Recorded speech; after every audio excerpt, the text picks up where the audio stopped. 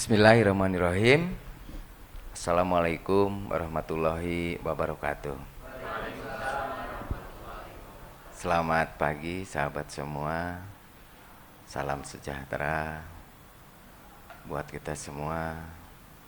Om Swastiastu, Namo Buddhaya, salam kebajikan, Rahayu Sagung Dumadi. Selamat datang sahabat-sahabat yang di studio. Juga selamat datang sahabat-sahabat yang di online, yang tetap setia mengikuti kajian Ayahanda Guru Saiful Karim. Pagi yang ceria ini, pagi yang penuh berkah ini, kita bertemu lagi tentu membahas ilmu kesadaran bersama dengan Ayahanda Guru. Mari kita sapa bersama Ayahanda Guru kita. Selamat pagi Ayah. Selamat pagi Pak Sugeng. Sehat selalu Ayah ya. Selalu. Selalu sehat. Berkah.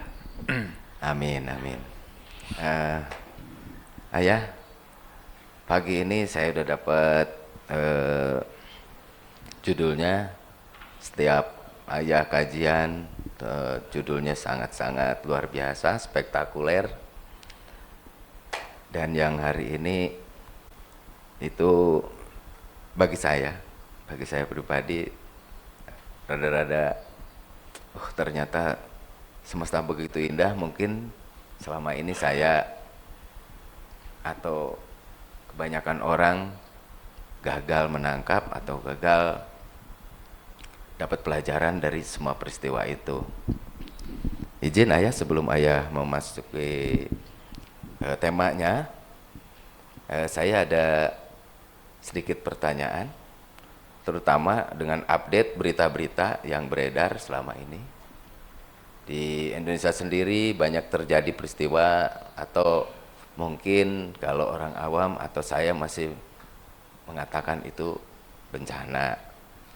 Sekarang di belahan dunia sebelah timur juga di negara tetangga sedang terjadi pergolakan juga, yang saya dan mungkin kebanyakan orang masih mengatakan bahwa itu perang, bahwa itu tuh. Tetapi padahal menurut saya juga kadang berpikir semua itu adalah proses. Tapi bagaimana pikiran ini bisa menerima ya bahwa itu proses dari semesta, bahwa itu proses, bahwa dunia ini sedang mengalami menuju keseimbangan baru. Nah, sehingga kalau Ayah mungkin bisa menangkapnya bahwa itu tetap satu keindahan, satu pesan, dan Ayah bisa menangkapnya dengan penuh kekaguman. Nah, kalau saya hubungkan dengan tema Ayah hari ini gitu. Nah, kami semua nih minta diajarkan Ayah, minta diberi pencerahan sama Ayah bagaimana bisa menangkap semua itu dengan penuh kekaguman gitu ya. Berarti mungkin kami semua, terutama saya ya, masih gagal dan bodoh menangkap semua peristiwa itu ya. Itu mungkin ya saya pembukaan dari saya ini ya. Iya. Terima kasih ya. Baik, terima kasih banyak Pak Sugeng. Bismillahirrahmanirrahim. Assalamualaikum warahmatullahi wabarakatuh. Tidak henti-hentinya kita terus memposisikan diri kita di frekuensi cinta, frekuensi syukur. Karena dengan demikian kita akan selalu menarik segala hal dalam hidup yang ada di frekuensi itu. Oleh karena itu mari kita puji Allah bersama-sama membaca hamdalah. Alhamdulillahirabbil alamin. Mari kita awali kajian kita di pagi yang cerah di Pusat Pelatihan Hidup Sehat. Saya juga baru selesai menyerap sinar matahari. Karena hidup sehat itu salah satunya, sehat itu esnya sinar matahari yang cukup. Jadi itu gratis dari alam. Cuman kita sering lupa, hanya untuk berjemur beberapa saat aja nggak ada waktu. Karena kita selalu sibuk ya, nggak tahu sibuk apa. Kadang-kadang sibuk mengurus yang tidak berguna dalam hidup. Oleh karena itu mari kita awali kajian kita hari ini bersama-sama membaca basmalah. Bismillahirrahmanirrahim. Saya mengajukan sebuah tema melihat alam semesta dengan kekaguman. Bagaimana kita bisa melihat alam semesta dengan kekaguman kalau kita tidak punya alat untuk melihatnya, instrumen untuk melihatnya? Orang awam melihat air ya air saja, karena hanya melihat dengan mata yang terbatas. Tapi ilmuwan melihat dengan mikroskop. Bahkan sekarang ini ada mikroskop namanya mikroskop elektron, yang citranya itu dibesarkan 1.000.000 kali. 1.000.000 kali.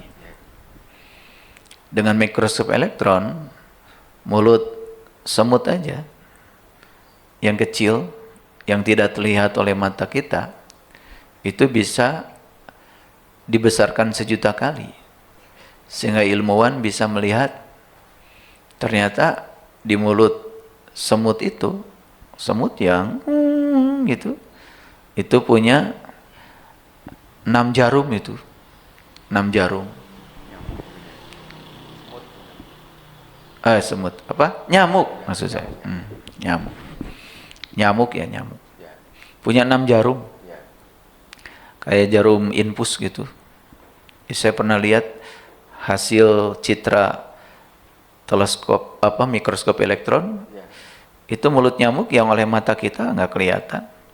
Tapi oleh mikroskop elektron itu dibesarkan, itu kayak pipa-pipa paralon aja, besar-besar. Itu di mulutnya itu ada 6 tuh jarumnya itu. Jadi 2 jarum untuk pembedahan. Jadi makanya kalau dia nempel di kulit kita itu, dia itu 2 jarumnya itu kayak gergaji itu. Jadi kulit kita tuh dirobek. Itu adalah pembedahan alami yang dilakukan oleh nyamuk. Nyamuk. Itu 2 untuk ngebedah. Jadi yang satu buat menggergaji, yang satu buat menahan.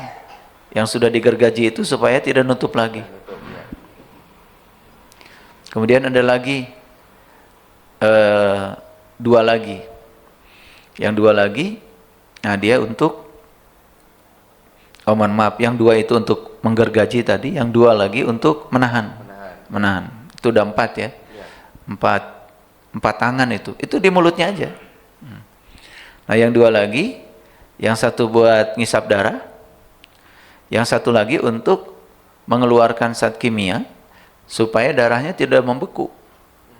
Saat diisap itu dia encer darahnya. Coba. Jadi kita akan bisa melihat semesta ini dengan kekaguman kalau kita punya instrumennya. Pertama alat yang canggih, yang kedua adalah ilmu pengetahuan. Jadi kalau kita tidak punya alat, tidak punya ilmu, ya sudah, kita ini melihat apa-apa itu seperti kebanyakan orang aja. Ya, teman kita di Jepang, Profesor Masaru Emoto, ya, sampai mengatakan, saya bisa bertemu Tuhan lewat air. Kenapa? Air yang oleh orang awam tuh dianggap biasa, oleh beliau kemudian dikasih treatment. Kalau diucapkan terima kasih, seperti apa sih struktur molekulnya? Kalau diucapkan kata-kata yang buruk, seperti apa struktur molekulnya? Dan itu difoto satu-satu. Itu pekerjaan ilmuwan itu. Ya. Akhirnya dia punya kesimpulan, oh kalau mengucapkan kata baik pada air, ternyata air itu menampakkan struktur molekul yang indah.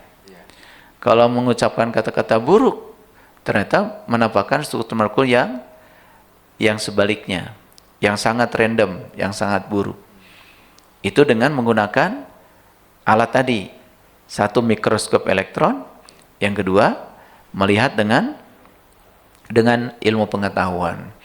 Karena beliau punya ilmu pengetahuan yang dalam tentang air. Gitu.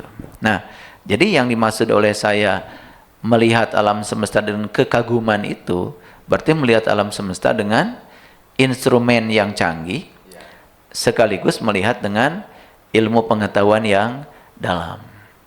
Jadi itulah pentingnya belajar. Kalau nggak belajar, tidak akan terbentuk instrumen yang canggih itu. Kalau tidak belajar, juga tidak punya pengetahuan untuk melihat segala sesuatu dengan tajam. Nah, bayangkan ya, kalau kita cuma berpangku tangan, ngikutin kebanyakan orang, ya kan? Gitu.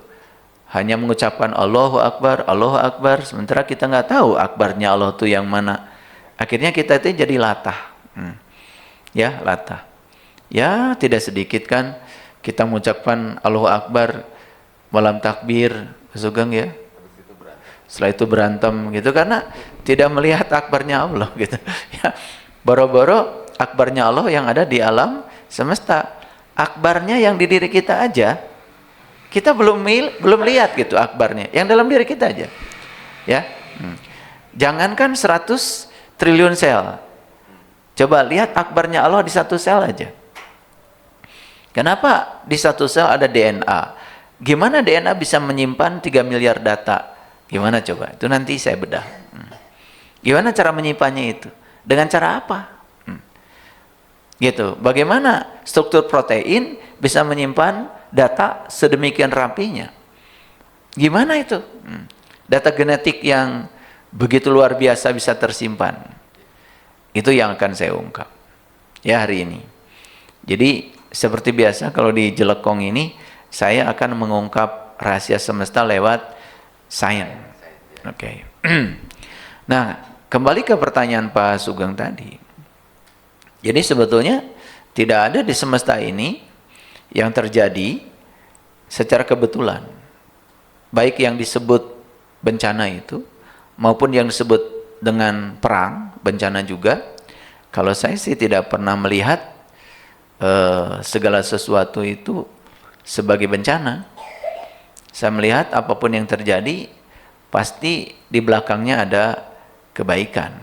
Cuman kita belum melihatnya. Jangan-jangan alam semesta ini sedang melakukan rehabilitasi total terhadap kehidupan. Sama seperti kita punya rumah, ya. Karena kita punya mimpi, rumah kita ingin dibentuk seperti apa, lalu kita rehab total. Nah, rehab total itu tentu saja ya, yang belum melihat gambar masa depannya rumah kita, hanya melihat saat sekarang, mungkin akan dinilai sebagai rumahnya berantakan, kotor, bocor, betul nggak? Tidak nyaman, karena dia melihat dengan kacamata yang sempit. Tapi yang punyanya itu sudah punya gambar yang dia idamkan. Makanya dia tidak pusing melihat saat ini, karena dia udah punya mimpi. Nanti gambarnya seperti ini loh. Gitu. Nah, kira-kira seperti itu ya. Manusia itu melihat sesuatu dengan kacamata yang sempit. Sedangkan sang pemilik semesta ini melihat sesuatu dengan kacamata yang lebih luas. Jangan-jangan ya sang pemilik semesta itu ya sedang merehab bumi ini dengan caranya sendiri. Dan beliau juga udah punya gambaran yang utuh tentang kedepannya. Oleh karena itu maka saya tidak bosan-bosan menyampaikan surat Al-Baqarah ayat 216 itu. Boleh jadi kamu tidak menyukai sesuatu, padahal itu amat baik bagi kamu. Boleh jadi kamu menyukai sesuatu, padahal itu racun bagi kamu. Ya, kemudian Allah mengatakan, wallahu ya'lamu wa antum la ya'lamun. Ya, Allah itu tahu, cuman kamu tidak tahu gitu. Nah, ini kejelekan manusia itu sudah tidak tahu, ya, tidak tahu, tapi gampang menghakimi. Tidak tahu, tapi gampang menilai. Nah, karena ya manusia yang dikendalikan oleh otak, ya, oleh pikiran palsunya, itu selalu aja tiap hari itu menganalisa, menilai, menghakimi, membandingkan. Menganalisa, menilai, menghakimi, membandingkan. Yang semuanya itu analisanya, penilaiannya, ya, penghakimannya, dan pembandingannya itu tidak menggunakan knowledge, tidak menggunakan ilmu. Udah bisa dibayangkan ya hasilnya seperti apa. Hasilnya kan suka-suka sendiri. Jadi kalau terkait pertanyaan Pak Sugeng itu, ya kalau saya melihatnya, ini jangan-jangan semesta ini sedang merekonstruksi diri sebetulnya untuk menuju pada keseimbangan baru itu. Karena pada dasarnya kalau di fisika itu ada yang namanya teori perturbasi. Teori perturbasi itu jadi gini,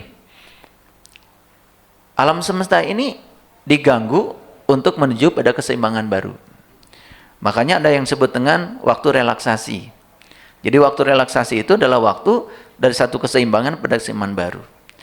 Karena alam semesta ini ya bergerak dengan waktu. Sedang waktu sendiri adalah ruang yang terus bergerak. Jadi oleh karena itu maka waktu sendiri terus bergerak, maka otomatis semua harus mengikuti waktu. Makanya kalau kita mau melihat yang paling jujur di semesta ini adalah waktu. Waktu itu selalu mengajarkan untuk bergerak. Waktu itu selalu mengajarkan untuk bangkit. Jadi kalau kita sadar dengan waktu, waktulah yang selalu mengajarkan kita untuk mengikuti perubahan. Karena perubahan itu adalah hukum alam. Nah, jadi terkait pertanyaannya Pak Sugeng tadi ya. Ada kata-kata bijak begini. Kalau kita sudah bisa melihat kemuliaan diri di dalam, maka apapun yang di luar, itu mulia adanya. Kalau kita sudah melihat kesucian diri di dalam, apapun yang di luar itu suci adanya. Gitu. Jadi sebetulnya penglihatan yang buruk terhadap situasi yang di luar diri, sebetulnya itu menggambarkan bahwa di dalam diri kita masih ada kotoran, masih buruk, ada konflik. Gitu. Yang sederhananya begini. Jangan kita mempelajari alam terlalu luas. Ini diri aja, diri aja, ya. Pernah nggak kita secara serius memperhatikan rambut, misalkan, memperhatikan rambut aja, nggak usah banyak-banyak. Coba, ya, rambut itu salah satu di anggota tubuh yang tidak pernah sakit. Rambut itu dipotong juga di tukang cukur, nggak sakit. Kuku dipotong di tukang cukur, nggak sakit. Padahal itu juga terbangun oleh sel kan, bagian dari tubuh kita. Kenapa ketika bagian yang lain dipotong harus dibius dulu karena sakit? Betul nggak? Betul ya. Gitu. Yang sederhana gitu aja. Kita tuh nggak punya waktu untuk memperhatikan. Jadi kalau saya tuh kalau lagi diam gitu memperhatikan diri aja, itu ya sampai nangis gitu, nggak karu-karuan. Hanya memperhatikan satu bagian kecil aja. Hanya satu bagian kecil aja. Sampai akhirnya sampai pada suatu kesimpulan dari saya pribadi ya. Ternyata hidup ini isinya cuma dua. Cuma dua. Yang satu kebahagiaan, yang kedua keberkahan. Nggak ada yang lain. Ya. Iya, cuma dua aja. Dunia ini isinya cuma dua. Ini saya tulis ya, biar semuanya paham. Isinya dunia ini cuma dua. Satu, ya, kebahagiaan. Yang kedua, keberkahan. Cuma ini aja, Pak Sugeng. Ya. Cuma dua. Kalau bagi saya ya, cuma dua. Loh, kok ada yang lain kan? Ada penderitaan. Ya. Betul nggak? Ada kesedihan. Betul nggak? Ada kehilangan. Ada penipuan. Ya, ada ketidakberkahan gitu. Nah, itu kenapa bisa terjadi? Dunia ini isinya kebahagiaan dan keberkahan. Ada jikanya nih. Jika nih, ya, kita ini sudah bisa selaras dengan hukum alam. Ini aja, selaras dengan hukum alam. Hukum alam itu sering disebut dengan sunatullah. Sunatullah.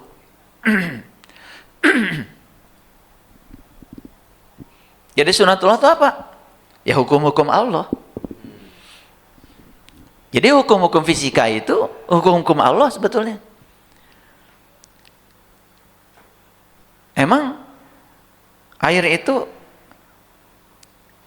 memiliki gaya apung? Ya. Kalau kita mencelupkan benda pada air, maka air akan memberikan gaya apung pada benda yang disebut dengan gaya Archimedes. Emang sebelum Archimedes lahir, air memang tidak begitu gitu? Kan gaya apung itu sudah ada dari dulu. Cuma diingatkan oleh Archimedes, maka disebut hukum Archimedes. Emang sebelum Archimedes lahir, air tidak punya sifat begitu? Jadi sebetulnya hukum Archimedes itu kan hukum alam. Ya.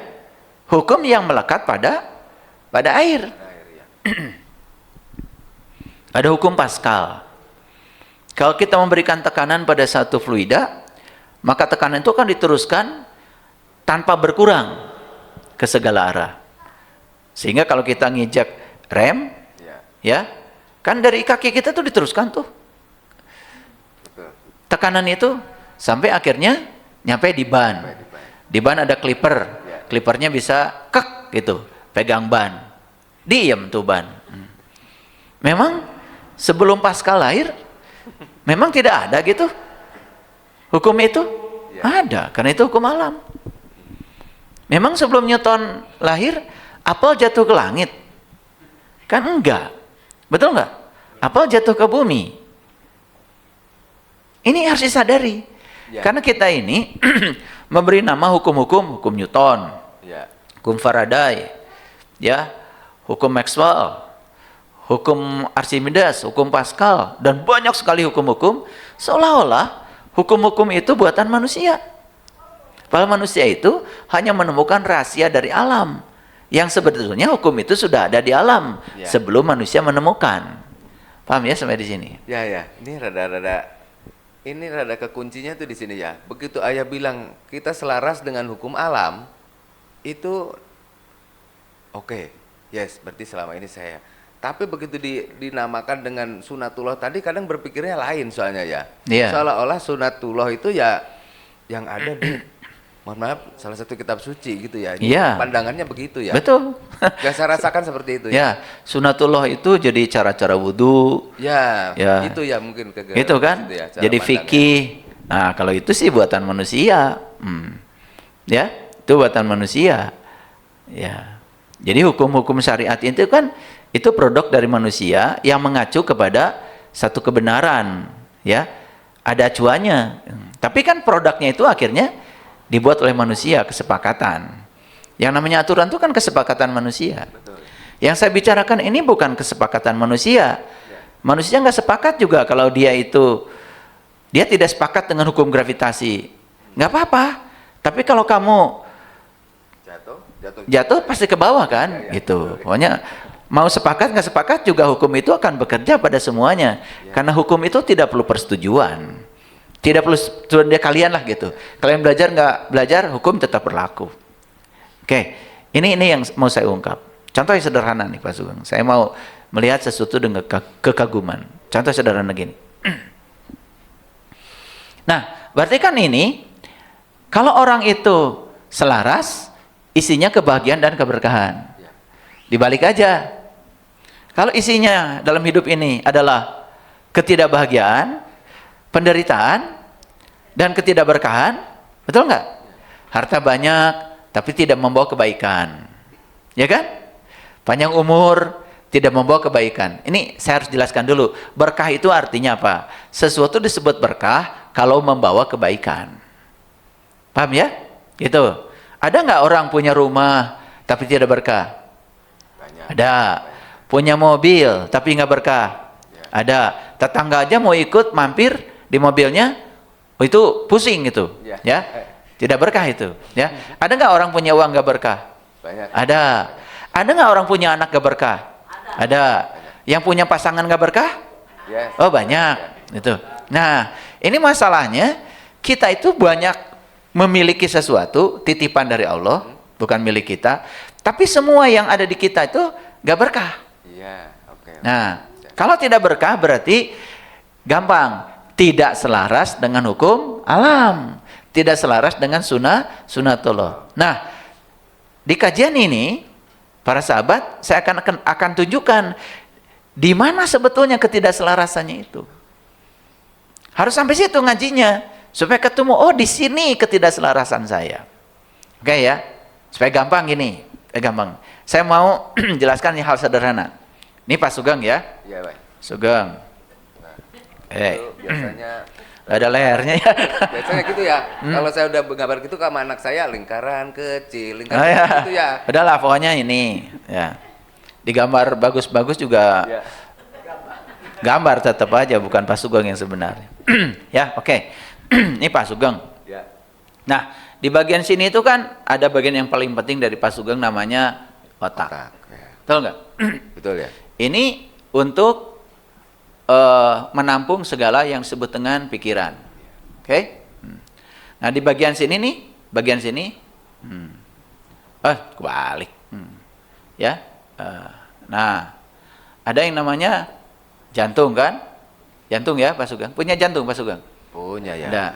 Di sini ada yang disebut dengan perasaan. Perasaan. Oke?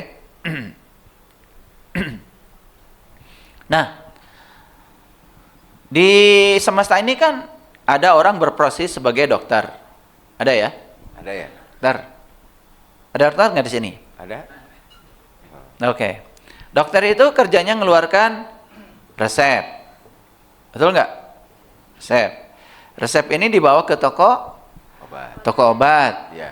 Toko obat. Ya? Toko obat. Ya, toko obat ini kan pasti tidak bisa lepas dari pabrik obat. Betul nggak? Pabrik obat itu kan disebut kimia kan? Setuju ya? Ini biar Setuju. kalian ngajinya agak bener. Digambar dulu. Betul ya? Betul. Nah, si resep ini dibeli toko obat. Kemudian ya, keluar nanti obat kan?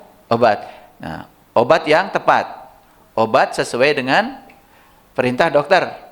Obat dari dokter. Oke? Nah, obat diapain ini? Diminum sama Pak Sugeng, ya. Diminum sama Siap, ya. Pak Sugeng. Oke? Kenapa Pak Sugeng harus minum obat? Karena Pak Sugeng ini sakit. Betul nggak? Dan orang ini sudah terframing kalau sakit harus minum obat. Ya. Tapi tidak sadar kenapa harus minum obat. Jarang bertanya begitu. Kenapa harus minum obat? Nah, di dalam tubuhnya Pak Sugeng ini sebetulnya yang paling utama itu cuma dua aja. Dua. Yang pertama kimia, yang kedua listrik. Oke. Cuma dua aja tubuh itu, kimia dan listrik. Jadi tubuh kita ini isinya cuma kimia dan listrik. Nah, di sini ada yang namanya, di bagian otaknya Pak Sugeng ini ada yang namanya pineal gland. Ya, pineal gland. Itu pineal gland itu yang di sini itu sebagai pengendali yang dua ini. Pengendali kimia dan pengendali listrik. Di tubuh Pak Sugeng itu ada. Jadi sebetulnya ya, di tubuh itu ada pabrik kimia nggak? Ada ya. Ada. Setuju ya? Setuju ya? Setuju ya. Jadi berarti di tubuh ada, di tubuh ini ada pabrik kimia. Pabrik kimia. Pabrik obat kan? Ya. Pabrik obat ada. Sekarang kalau ada listrik, di tubuh ini ada pembangkit listrik nggak? Ada pembangkit listrik. Kayak di Cirata, Iya. ada. Jatiluhur berarti ada di Ada di sini. Ada sih. Ya ada di sini. Makanya saraf-saraf kita ini kan sebetulnya jaringan listrik semua. Makanya ada orang yang menggunakan teknik pengobatan akupuntur. Ya. Kan sebetulnya itu untuk mengaktifkan sistem kelistrikan saraf. Ya, gitu. Ngerti ya? Nah, Oke, ya. sekarang kembali ke sana. Kenapa Pak Sugeng harus minum obat? Oke, saya tanya dulu. Kalau obat yang dibuat di sini, di pabrik obat ini, Ya. ini namanya buatan. Buatan. Sering disebut sintetis. Betul nggak? Oke. Nah, pabrik kimia yang ini, ya, ini kan bersifat alami. Buatan Tuhan langsung. Betul nggak? Alami. Bukan buatan. Sejati yang ini.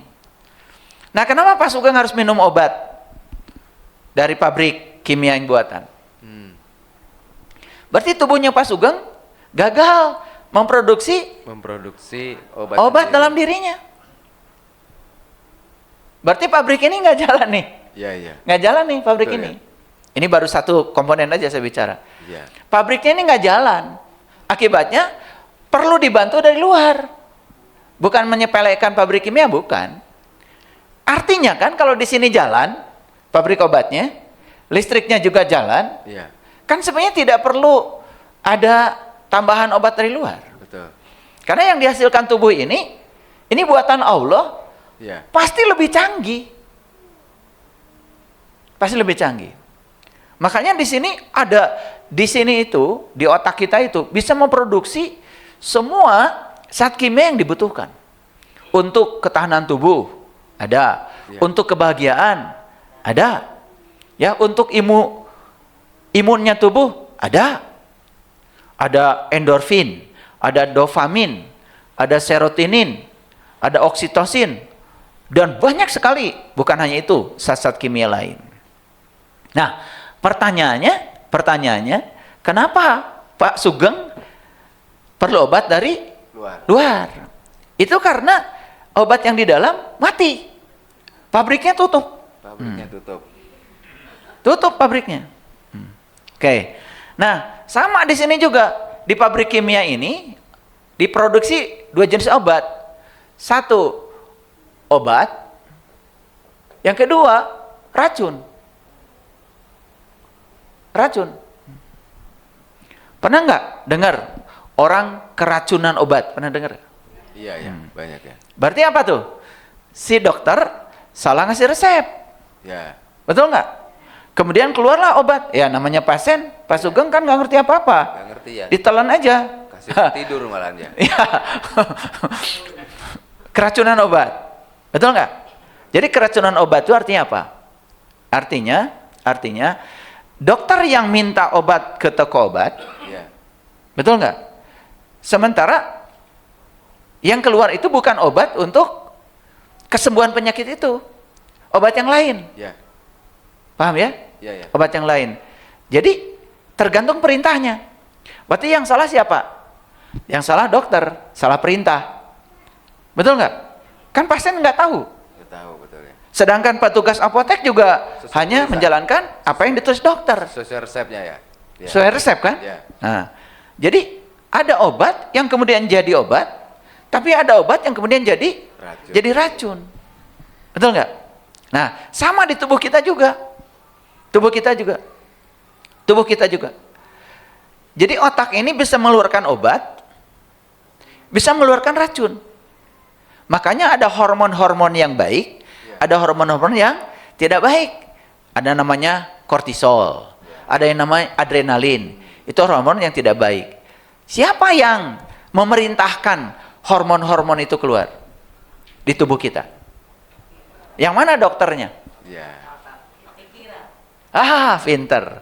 Dokternya itu ini dua. Satu pikiran, dua perasaan. Nah, ketika pikiran dan perasaannya itu buruk, Iya, iya. nah itu. berarti dia sedang menulis resep. Langsung masuk ke toko obat. Nah, toko obat ini akan mengeluarkan hormon yang namanya adrenalin, kortisol. Akibatnya apa? Tubuh jadi pegal-pegal, tidak bergairah, ya, kesemutan, ya, itu, ya.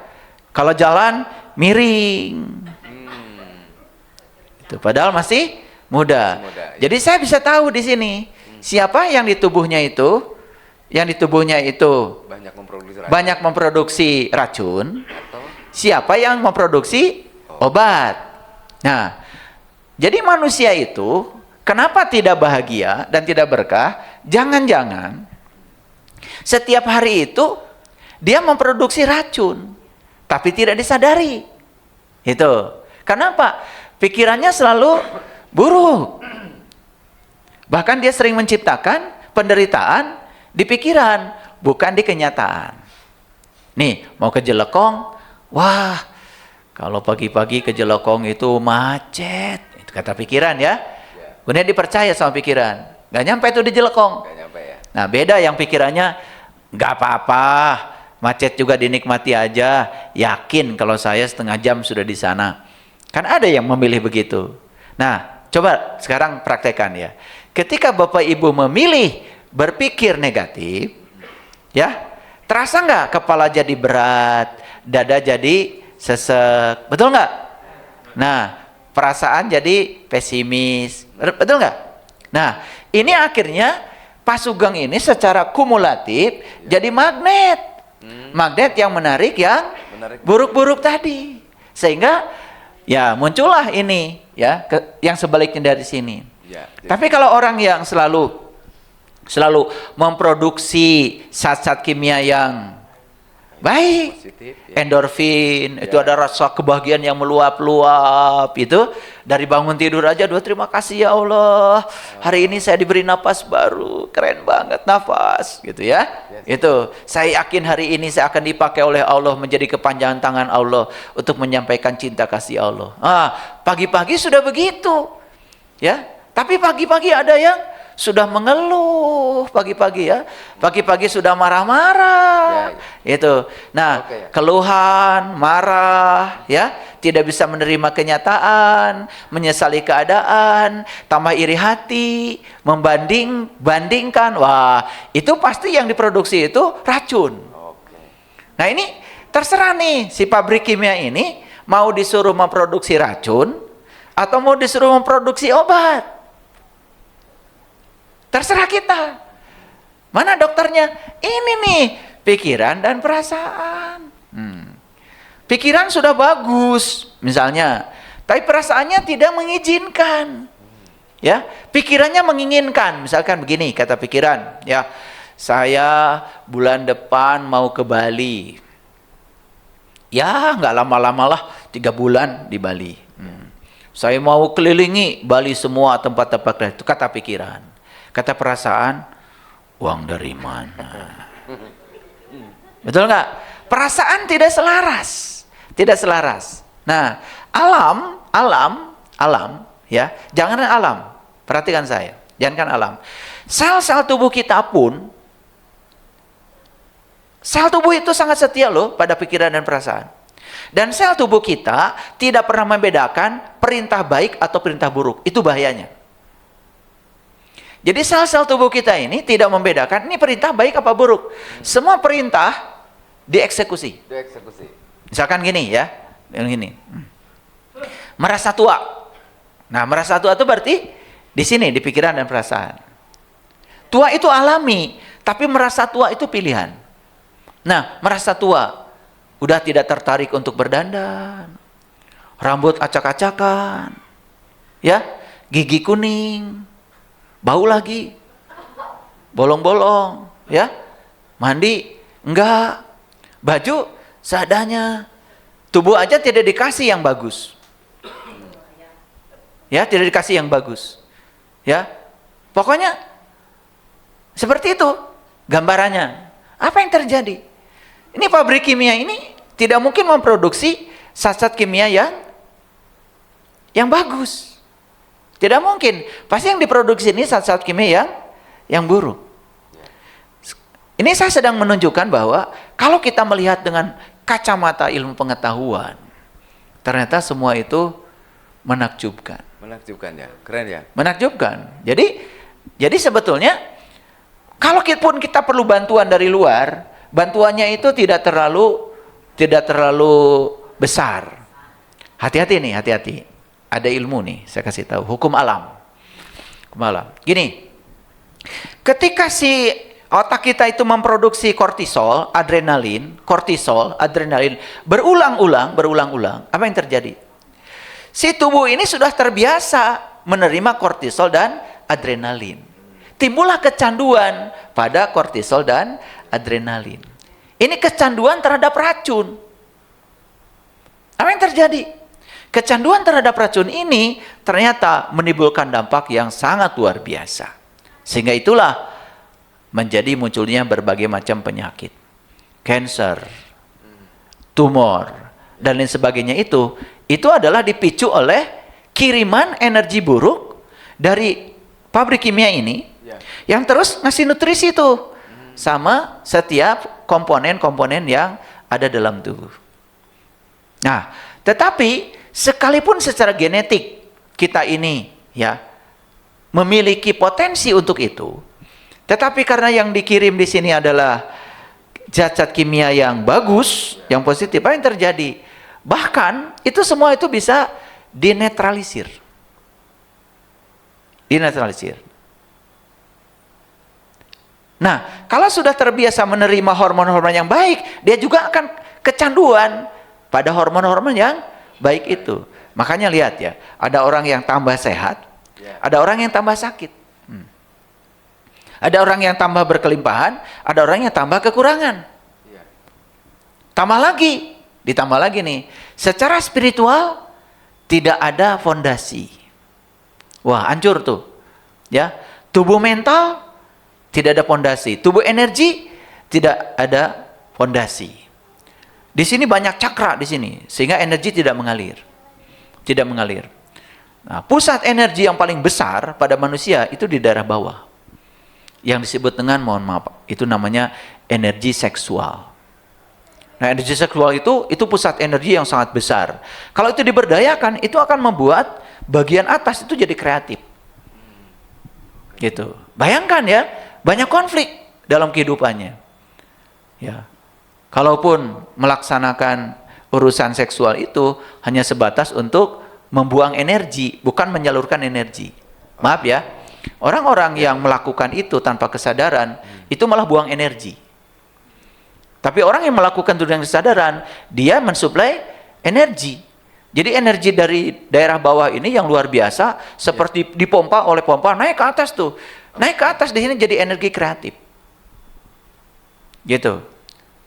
Energi kreatif ya. Ada juga yang naik ke atas jadi energi kecanduan. Ya. Kerjanya ya jajan. Gak karu-karuan. Kan di sini yang dipikirkan itu selalu aja itu bahaya. Itu udah racun. Gitu. Nah, makanya harus belajar juga bagaimana cara menyalurkan energi besar di sini itu supaya jadi kesadaran, bukan jadi kecanduan. Banyak yang harus dipelajari ternyata. Ini saya baru bicara satu komponen saja. Bagaimana pikiran dan perasaan secara kimiawi dan secara elektronika itu bisa membangun yang namanya kebahagiaan dan keberkahan. Baru satu komponen aja. Itu. Paham ya? Keren ya. Jadi kalau dibuka seperti ini sama ayah yang tadi pada ngantuk jadi bangun semua nih ya. Berarti, nah ini perlu diperjelas mungkin juga ayah, karena ada otak, ada pikiran. Ya. Nah, karena mungkin orang awam pikirnya kalau di sini ya otak aja kan gitu ya. Ya. Padahal ada pikiran yang produk dari otak juga. Mungkin begitu, mungkin maksudnya ya. Bukan. Itu. Gimana ya? Pikiran itu bukan diproduk oleh dari otak. mana ya pikiran itu asalnya ya? Jadi otak itu adalah hardware-nya. Hardware-nya. Bapak Ibu punya HP, Ya. beli HP. Nah, toko HP kan nanya sama kita, ini mau diisi program aplikasi apa? Betul nggak? Oke. Mau diisi program aplikasi untuk Microsoft misalkan, supaya bisa ngetik, presentasi, betul nggak? Ya. Berarti harus itu bisa ngitung, bisa bikin grafik, harus ada Excel, harus ada terserah apa. Oh, saya mau mengedit foto, Ya. berarti harus ada aplikasi untuk edit foto. yes. Oh, saya mau medsos, berarti sudah ada aplikasi TikTok, YouTube, kan? Instagram, Facebook, dan lain-lain. Saya mau supaya kalau saya bepergian, saya tidak sulit. Oh, berarti harus ada Google Maps, betul nggak? Oh, saya mau ngojek, berarti harus ada aplikasi Gojek, kan gitu. Setiap HP kita itu kan lain-lain. Nah, otak tuh seperti itu. Semua orang punya otak, dikasih sama Allah. Betul, ya. Tapi installnya, program beda-beda. aplikasinya tergantung. Oke. Tergantung. Nah, ada yang disengaja, ada yang tidak disengaja. Yang tidak disengaja itu adalah apa yang disaksikan lewat mata, yang didengar lewat telinga, itu yang membangun kebiasaan. Ya. Misalkan dia lahir di keluarga yang pikiran selalu buruk. Ya. Nah, dari kecil tuh diajarkan hal-hal yang negatif. Misalkan, oh kamu nggak mungkin kaya, kamu tidak mungkin sekolah, kamu jangan berpikir jalan-jalan ke luar negeri, kamu juga tidak mungkin bisa rumah bagus, kamu tidak mungkin punya mobil mewah, itu mah punya orang lain. Seolah-olah Tuhan itu sudah membedakan antara dirinya dengan orang lain. Seolah-olah dirinya ini ya diciptakan Tuhan untuk berkeadaan seperti itu. Nah, itu masuk tuh. Itu pikiran namanya. Yes. Sama jantung itu hardware-nya. Perasaan itu adalah software-nya. Ya. Nah, jadi antara pikiran dan perasaan ini harus sinkron, harus selaras. Apa yang dipikirkan harus dirasakan. Ya. Nah, ini perhatikan. Alam semesta itu tidak merespon sepenuhnya apa yang diinginkan oleh pikiran, tetapi merespon yang dipancarkan oleh perasaan. Karena perasaan punya kekuatan 5.000 kali lebih besar daripada apa yang dipikirkan. Nah, makanya kita sering bingung, memikirkannya begini, tapi faktanya begitu.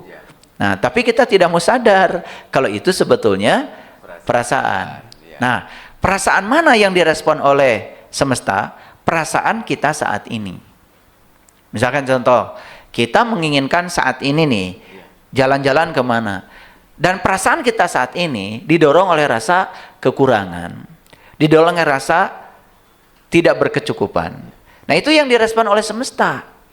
Karena kita bergerak dari rasa kekurangan, rasa tidak berkecukupan, maka yang akan datang bukan perwujudan dari keinginan. Yang datang itu adalah yang dominan. Karena itu yang dibaca oleh semesta, yaitu perasaan. Nah, oleh karena itu, tugas kita saat ini apa? Tugas kita saat ini adalah mengendalikan ini dan ini, supaya si dokter ini kan jadi dokter sekarang. Ya. Dokter ini bisa mengeluarkan resep untuk menghasilkan zat kimia yang positif. Supaya keluarnya obat. Ya. Gitu. Nah, gitu. Jadi ini juga bisa menghasilkan dokter sama dokter, tapi di sini keluar juga resep.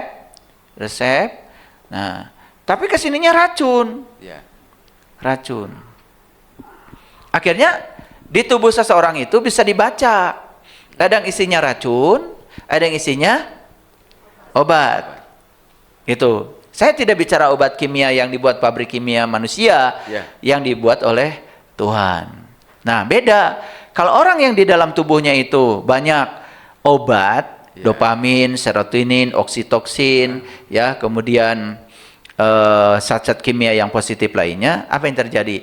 Tubuhnya itu selalu kalau bicara itu membawa energi positif.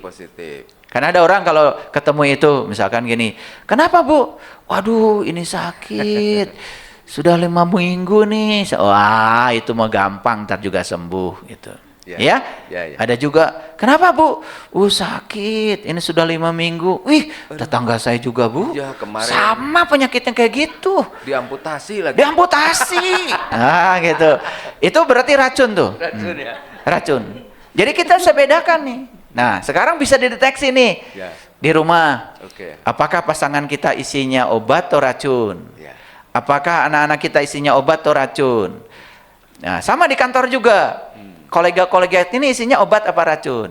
Nah, hati-hati terlalu dekat dengan racun. Pasti keracunan. Iya, ya. Keracunan, ya. Jadi kalau kita dekat dengan orang-orang yang bawaannya selalu aja negatif. Ya. Negatif. Negatif, ya. Nih, contoh, saya mau bangun Jelekong nih, ya. Mau bangun Jelekong, bangun villa-villa, bangun ini, bangun aula. Ya. Nah, ya, sama di komunitas saya juga sama.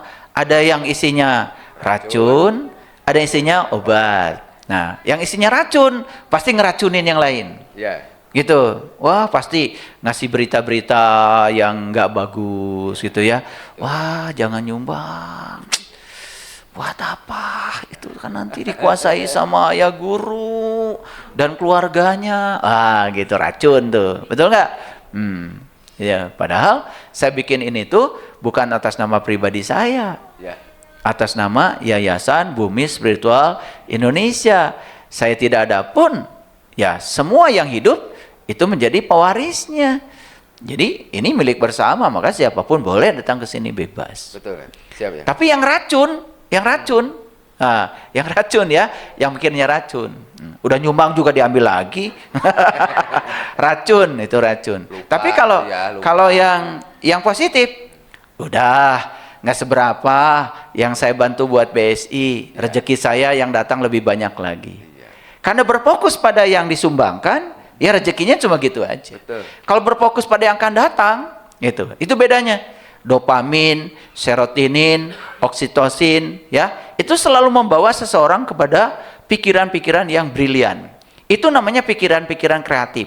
Sehingga dirinya itu menjadi rumah bagi energi kreatif kosmik. Itu yang pernah saya bahas dengan Kang Firman waktu itu. Oke. Ya, itu, ya. Ini hati-hati nih. Perlu dideteksi nih. Jika perlu nanti saya bisa pastikan ini di tubuh ini isinya berapa persen racun. Saya tahu. Saya tahu. Dia tahu. Gini. Mohon maaf ya, mohon maaf. Cicil sepeda motor aja nggak kebayar. Itu ada kaitan dengan zat kimia yang ada di tubuh kita. Ini baru secara fisik loh. Belum secara spiritual. Berarti di sini ada hambatan. Di tubuhnya itu banyak adrenalin. Misalkan takut tidak kebayar, takut disita. Nah, ada takutnya di sini. Nah, dijelaskan kemarin di Glow Up Ramadan, ya, bagaimana peran rasa takut terhadap penyakit. Karena orang yang takut itu jantung berdebar-debar. Nah, itu adrenalinnya banyak itu. Ya, napas pendek. Gampang emosi.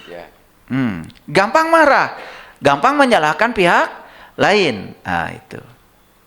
Jadi orang mau pakai dasi, jas, atau mau pakai ubel-ubel, pakai apa itu namanya? Jubah. Ya, lihat tuh, kalau di tubuhnya racun, kerjanya itu adalah menjelek-jelekan orang. Kerjanya itu apa? Kerjanya itu ya merendahkan orang. Kerjanya menghakimi orang. Kerjanya menyalahkan orang. Seolah-olah dirinya paling benar. Itu sudah bisa dipastikan. Di tubuhnya itu racun. Penyakit berikutnya untuk orang kayak itu udah bisa dipastikan. Darah tinggi, pasti. Pasti itu, ya. Nanti, ya. Setelah itu diabetes. Pasti itu udah bisa dibayangkan. Sesak nafas. Gitu udah bisa dipastikan, ya. Berikutnya rada cepat tuh sel-sel tubuhnya mati. Gitu. Dan di tubuhnya tidak mengalami regenerasi sel. Tapi orang yang di tubuhnya itu zat-zat kimia yang menguntungkan, dia mengalami regenerasi sel setiap saat. Jadi dalam sehari manusia itu mengalami kematian sel sekitar 17 miliar sel sehari. Sel mati dalam sehari. Satu hari itu ya? Sehari. Waduh. Dari 100 triliun sel. Dalam sehari. Hitung aja 17 miliar per hari kali berapa tahun ya, ya? Berapa tahun dia hidup, Ya. itu pasti akan cocok dengan 100 triliun sel. Gitu. Nah, jadi si sel ini tadi saya bilang merupakan pelayan yang setia. Ya. Dan sel ini menganggap semua yang dipikirkan dan dirasakan itu sebagai perintah. Perintah. Ya. Dia anggap perintah. Bayangkan ya, orang yang kortisol dan adrenalinnya banyak, jadi memerintahnya negatif terus. Betul nggak? Lihat kehidupannya. Banyak konflik. Ekonomi sulit. Penyakit datang. Macam-macam tuh. Ya. Penyakit itu datang. Jadi barangkali selama ini banyak orang menganggap seolah-olah penyakit dengan yang lain-lain itu tidak ada koneksi. Padahal penyakit di tubuh kita itu hanya alarm. Alarm di Pak Sugeng. Bahwa ada yang salah nih dengan cara hidup kamu. Jadi si dokter di tubuh kita ini terus-terus bikin resep untuk membeli racun pada pineal gland yang ada di otaknya. Nah, gimana caranya supaya dokter di kita itu terus menerus nulis resep yang resepnya itu bisa menghasilkan obat. Nah, ketika itu terjadi, apa yang terjadi? Tubuh kita ini akan menjadi sumber kebahagiaan dan sumber keberkahan. Itulah yang saya bilang tadi. Menurut saya, hidup itu isinya cuma dua. Kebahagiaan dan keberkahan. Kalau kita selaras. Nah, sekarang selaras dulu harus dibahas. Betul, lihat dulu. ya. Selaras. Karena ini gampang diucapkan, tapi banyak yang nggak ngerti. Iya, itu ya, betul. Selaras. Oke. Lihat dulu ya, selaras. Gini, Bapak Ibu. Tadi pagi nyapu nggak? Nyapu ya. Nyapu halaman, nyapu lantai. Nyapu itu cari yang bersih, cari yang kotor. Cari yang kotor. Berarti ketika lantai kotor, kemudian disingkirkan kotorannya, sisanya apa? Bersih. Saya nanya dulu supaya pintar. Jadi sebenarnya bersih itu buatan manusia atau buatan alam?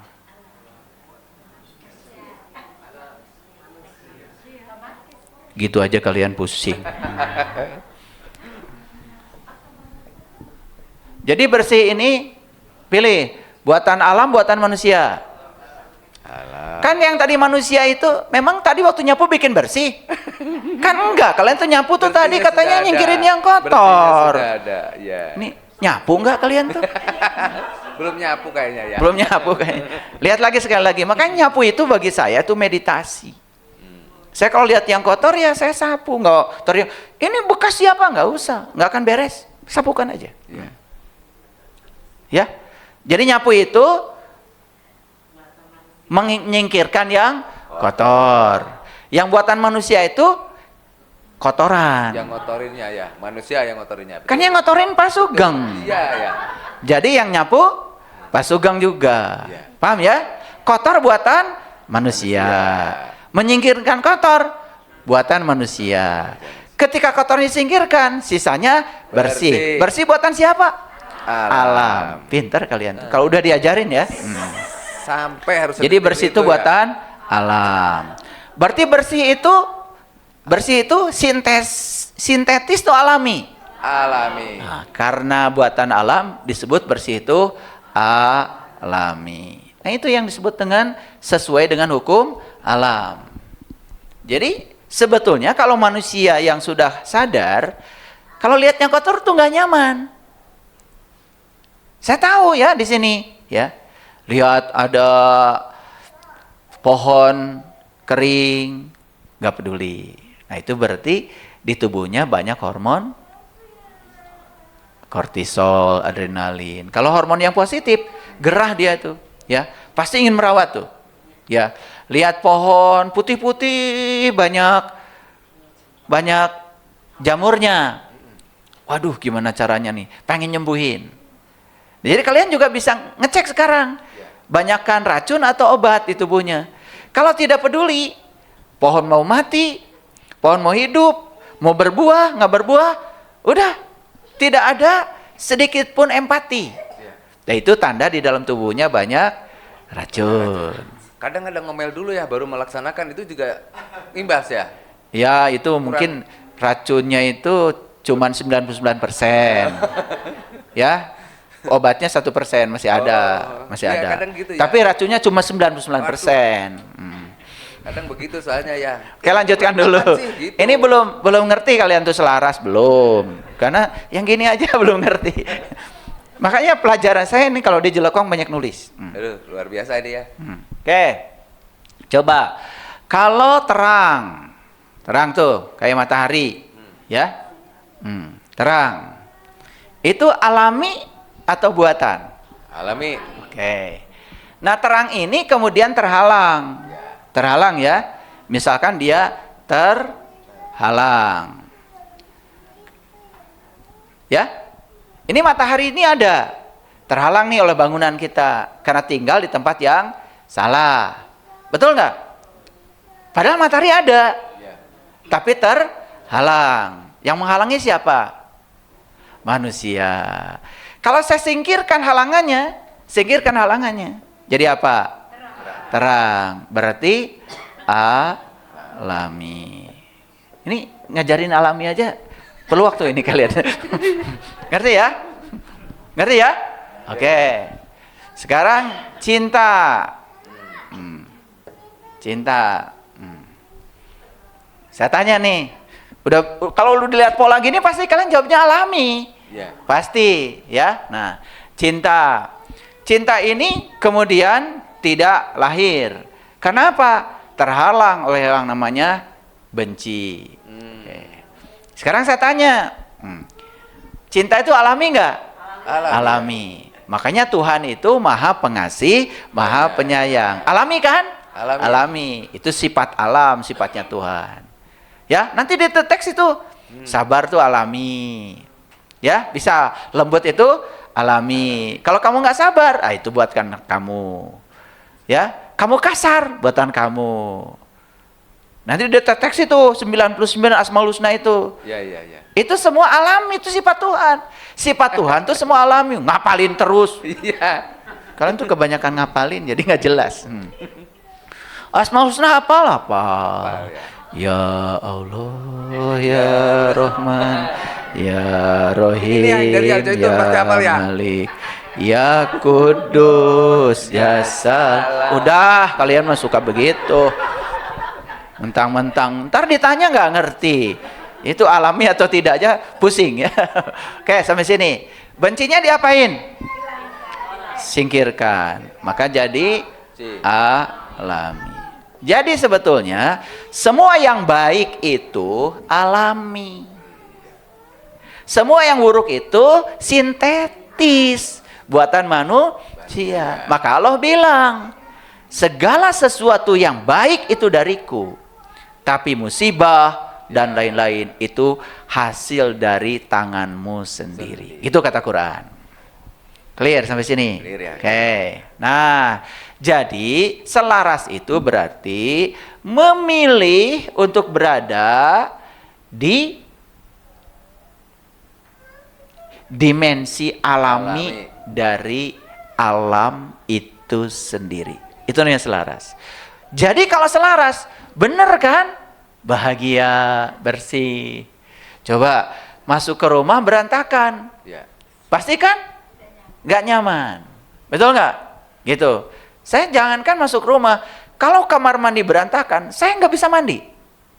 Jadi saya kosok dulu, padahal dinding nggak ada hubungan dengan mandi. Nggak ada hubungan. Jadi dinding saya beresin dulu, sikat giginya saya bereskan, sabun yang kosong saya isi. Nah, udah bagus, rapi, saya baru mulai mandi. Mandi itu kayak upacara sakral. Kalau bersih. Nah, jadi kalau orang ini Mau berantakan mau enggak, yang penting dia mandi. Ya, mencet odol, nutup aja enggak bisa. Itu kortisolnya banyak. Habis ngosok gigi, taruh gigi suka-suka dia. Udah gitu enggak dibersihin lagi. Itu kortisolnya banyak. Gampang ya sekarang. Paham ya? Nah, kalau kortisolnya banyak, berarti si dokternya ini terus bikin resep yang racun. Dan itu ya semua diproduksi. Nah, bahayanya ketika racun ini sudah meresap ke sel-sel tubuh kita. Sel-sel tubuh kita kehilangan keseimbangan kimiawinya, keseimbangan listriknya. Apa yang terjadi?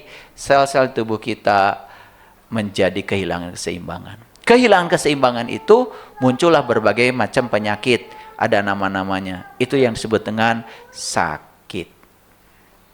Clear ya? Nah, jadi ini ya, selaras itu berarti kita harus selaras. Contoh yang lain selaras. Ya? Kaya. Itu sifat alami. Gitu. Kalau kamu miskin, makanya kan Allah Al-Ghani. Al-Ghani. Anaknya nih. Al-Ghani itu kaya. Ya? Jadi kaya itu alami. Lembut alami. Ya kan? Gitu. Ya, pengasih alami. Gitu. Nah, kalau kita yang sebaliknya, nah, sabar alami. Jadi kalau manusia udah nggak sabar, itu berarti satu, dia sudah tidak sesuai dengan hukum alam. Yang kedua, itu pasti di tubuhnya sudah banyak racun. Nah, racun ini terus ya diproduksi. Karena apa? Karena si tubuh ini udah kecanduan dengan racun. Jadi tubuh tuh ada yang kecanduan dengan obat, ada kecanduan dengan racun. Nah, ini yang kecanduan racun, dia akan nuntut terus. Nah, makanya perhatikannya, ada orang yang susah dirubah. Susah dirubah. Jadi kalau udah keras. Bahkan mengidentikan diri. Saya mah nggak mungkin berubah, udah keras. Nah, itu secara spiritual juga sudah sangat berat. Itu yang dikatakan di Quran, khatamallahu ala qulubihim wa ala sam'ihim wa ala absyarihim ghishawatu wa lahum adabun alim. Nah, maka dia akan siap-siap dengan adab. Bukan azab dari Allah, bukan. Azab dari racun yang diciptakan oleh dirinya sendiri. Karena Allah tidak pernah mengirim azab. Karena Allah itu kekuatan positif. Nah, contoh ya, suami menyayangi istrinya. Alami? Alami. Kalau sudah tidak sayang sama istrinya, nah itu udah banyak kortisol, udah banyak adrenalin.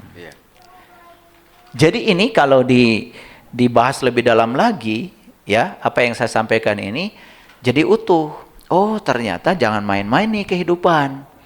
Ternyata yang sering saya sampaikan itu, kalau tubuh spiritualnya sehat, tubuh intuisinya sehat, tubuh mentalnya sehat, ya, tubuh energinya sehat, maka akibatnya tubuh fisiknya juga sehat. Nah, ini dari sini secara komprehensif bisa kelihatan. Nah, yuk, mau nggak kita selaras dengan hukum alam? Karena alam itu selalu membawa kita kepada hal yang positif. Karena alam itu punya kekuatan positif. Gitu. Contoh, ada nuklir. Nah, nuklir itu energi yang dibangkitkan dari inti atom. Inti atom namanya nuklir. Nuklir itu inti atom. Itu alami, energi itu ada dan kuat.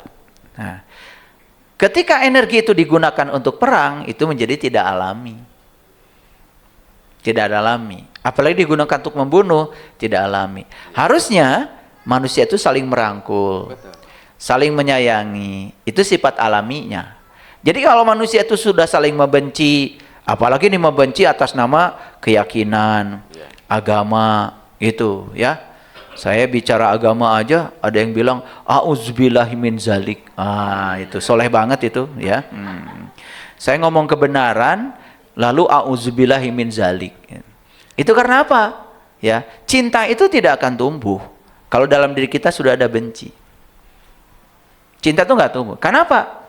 Ada penghalangnya. Ya. Oke, sekarang saya mau nanya lagi. Jadi kalau begitu saya mau nanya, bahagia itu alami atau buatan? Alami. Alami. Ada nggak orang yang tidak bahagia? Berarti dia sebetulnya tidak perlu mencari kebahagiaan. Singkirkan penghalang yang menghalangi kebahagiaan itu tertutup. Ulangi ya, terang itu alami?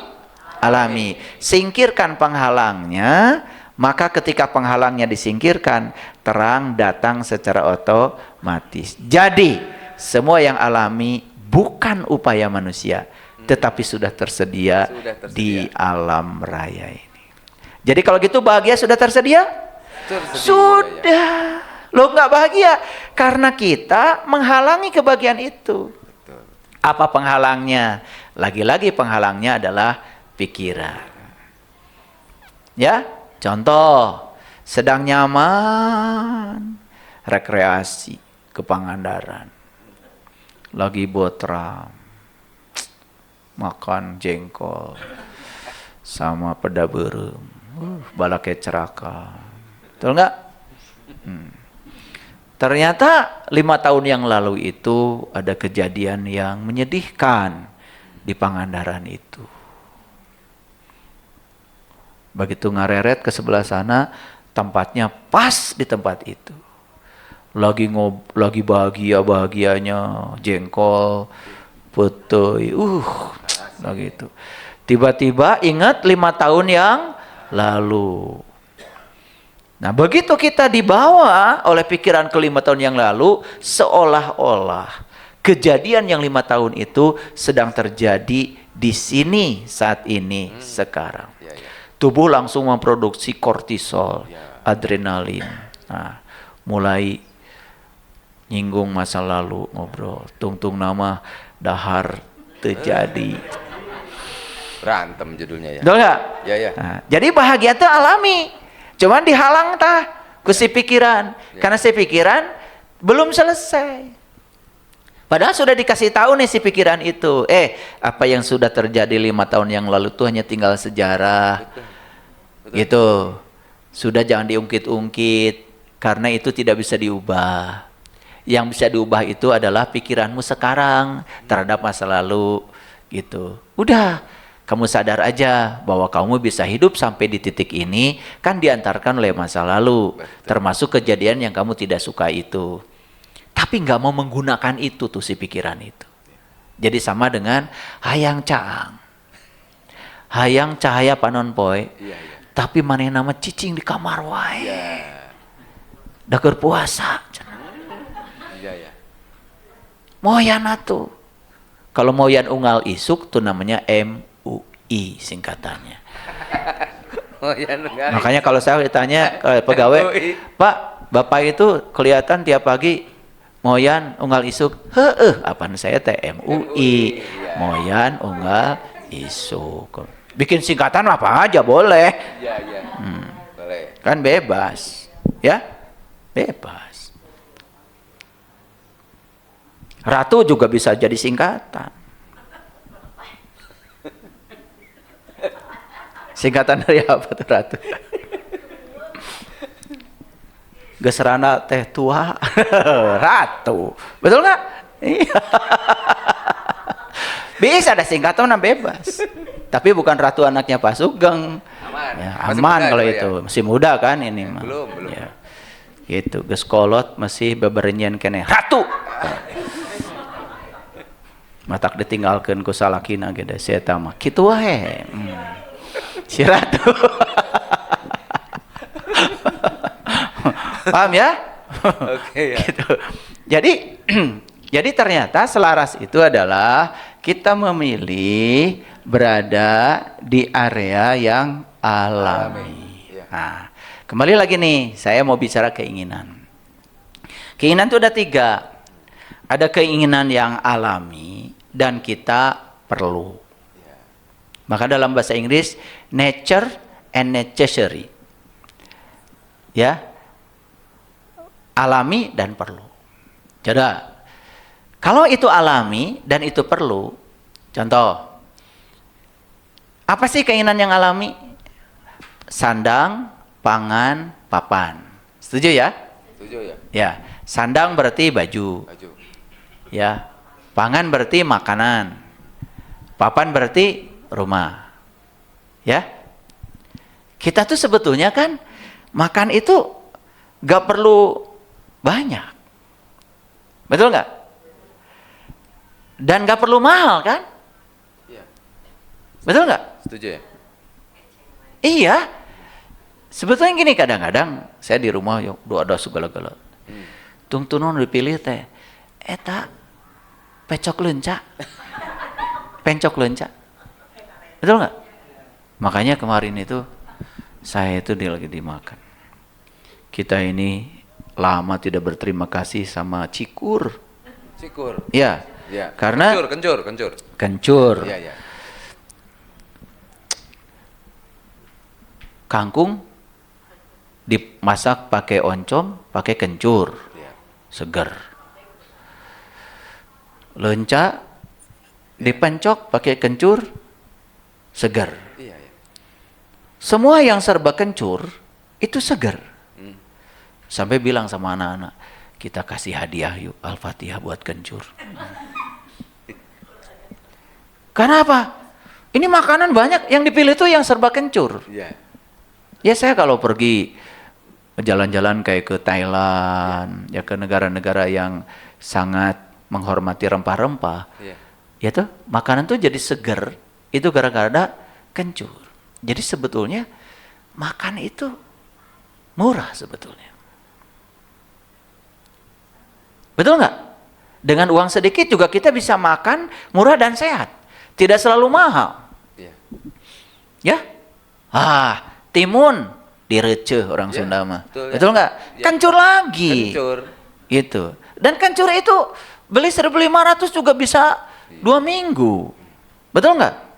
Nah, jadi makanan, pakaian, dan rumah yang alami itu, kalau itu memang hanya sebatas yang diperlukan, kita tidak akan susah.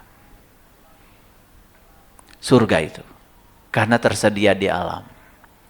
Tapi kalau kita sudah mulai ingin baju yang mahal, yang mewah, alami asalnya, tapi pengen mahal, mulai rudet. Mulai pakai kartu kredit, pinjol, supaya dapat validasi eksternal. Kalau bajunya Pak Sugeng itu bermerek. Ini bermerek Pak Sugeng. Iya, ya.